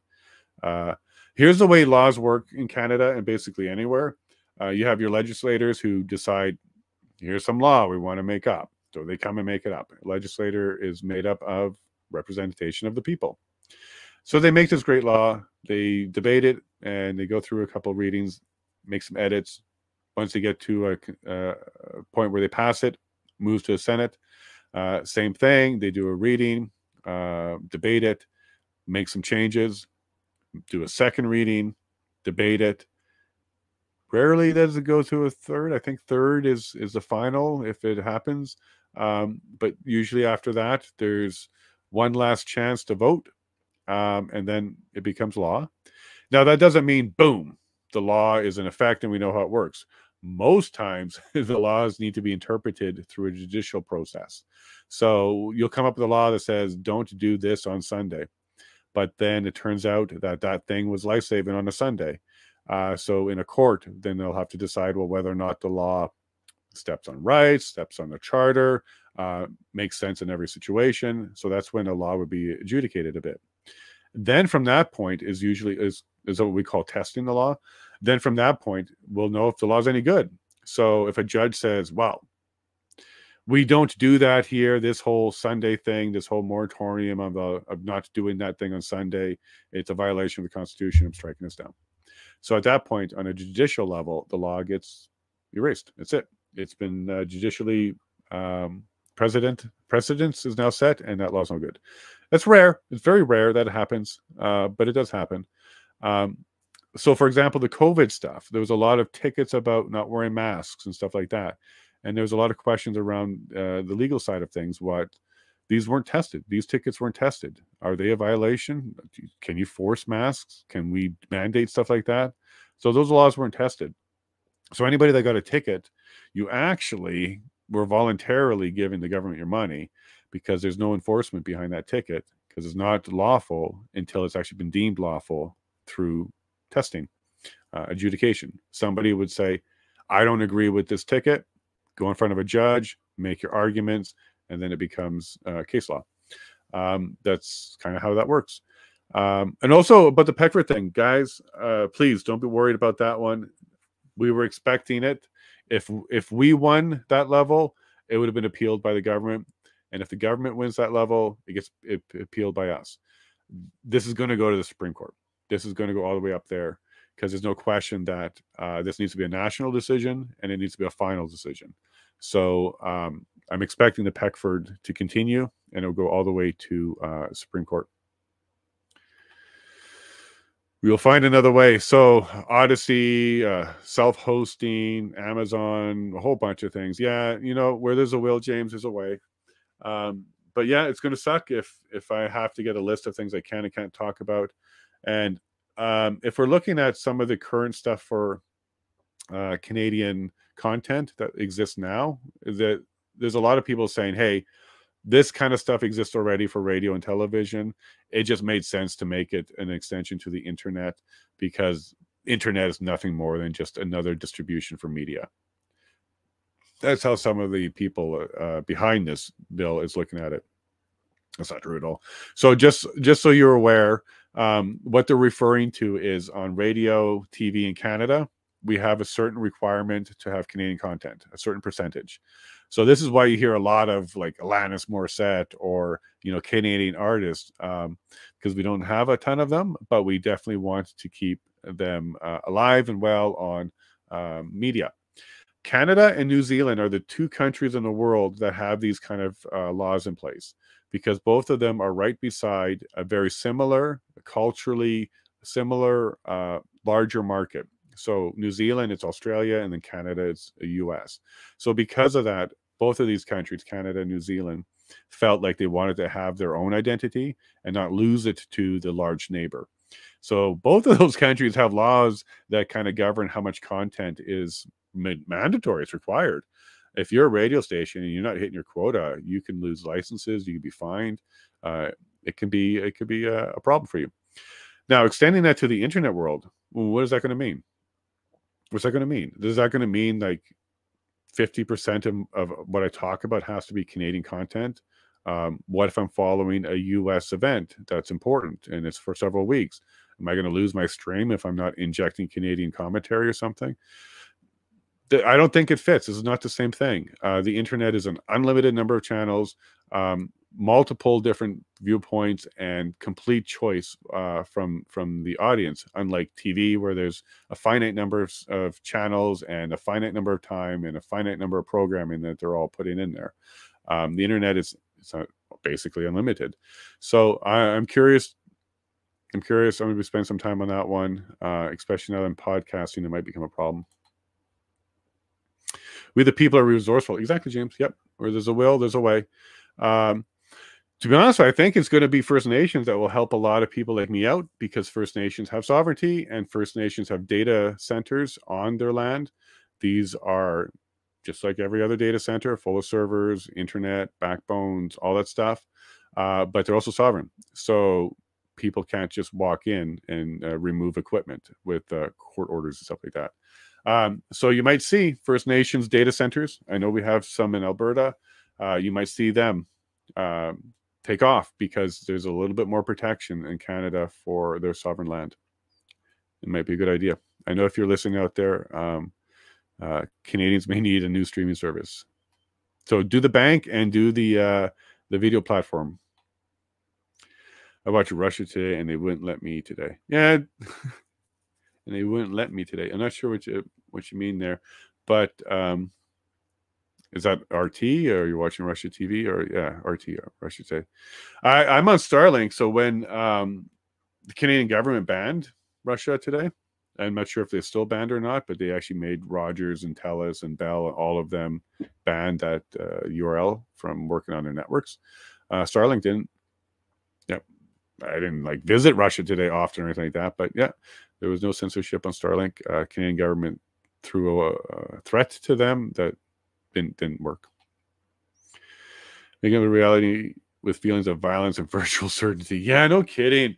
Like virtual augmented reality, virtual reality, those I understand the word, but virtual certainty on an event that's hypothetical.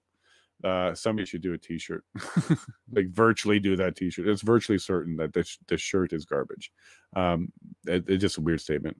It bothered my brain a bit. I have a problem with the way being described the order action. Yeah, well, look here. That's what happens when you get straight shooters. You're going to get their opinion, and their opinion was a little bit different than ours. But in fairness to him, he is also really used to dealing with more difficult situations that actually does have violence and does have real threats of violence and stuff like that. So he could be kind of just really programmed that dealing with it in a negotiated way is the best way, but ultimately you can't have a liaison that doesn't have any bite to their bark, because it's pointless. So at some point you really should be able to push and get them to move. Okay. The whole point of negotiation is give and take and leverage and power and trying to get to some sort of agreement. And I do agree, because ultimately, what if this was a bad group and what if this was violent? We would certainly want the police to be firm and get in there strong. But we only want them to do that when it's absolutely necessary. And if they don't do that, it's a violation of rights and freedom. After the emergency was enacted, yeah. Sorry, I'm not sure. Although I agree with James here, and I agree that there's an excellent point somewhere. I'm sure I make a couple of them. I'm doing my best here. Well, thank you very much. This was another good day. I think the stream went well. We had some hiccups this morning. Thank you to Maverick for not minding that we piggyback on your stream from time to time. Only when I have to. And whatever it was, I think it might have been overloaded systems, because none of my browsers would work, incognito or not, at that time. But then later it started to work a little bit and then fully work. So that likely traffic, a lot of people checking this out, which makes me nervous when Doug Ford and Slowly and Trudeau and Freeland and some of those names are on. I suspect it's going to be busy. So hopefully, maybe I'll just be bright and early and get one of the first ones and it'll be stable. But I'll do everything I can for you all to make sure that I can get it all to you with audio at all times. And thank you very much for joining me. I've got through all my notes. I got through all my comments. I'll wait a moment or two, see if there's any more that pop in. But thank you all very much. It was another good day. And to Rumble, wow, keep that going. I'd like to see that keep growing. And if you ever catch the YouTube link and it's down and you don't see me, no, I didn't run away from you and I didn't give up on this. Go check Rumble. It most likely will still be there. I don't plan on taking any days off, and I'll find a way to get the stream up if, for whatever reason, I do have to take some time. Yeah, speaking of that, I'm going to have to be on the road, I think, yeah, the 30th. So the 30th, I'm going to be on the road. I'll be in a hotel, but I'll get the stream going, and I'll run and do my business. It's a court thing, and I got to take care of some business, and then come back and do my best to keep you guys live. Thank you all very much, James, Connie. What I don't know is staggering. Clay, nice to see you again, bud. Denise, of course. We got a lot of good regulars. Thanks for keeping me honest. Not a hard job. Thanks for keeping my audio on, and you guys all have a great day. Take care, and tomorrow will be round 3 with the OPP OPS. Have a good night. God bless. And if you liked this video, remember to like and subscribe and press that notification button to receive more information like this. You can also follow me at yellowhead.vote to stay informed and get the inside scoop. Thank you.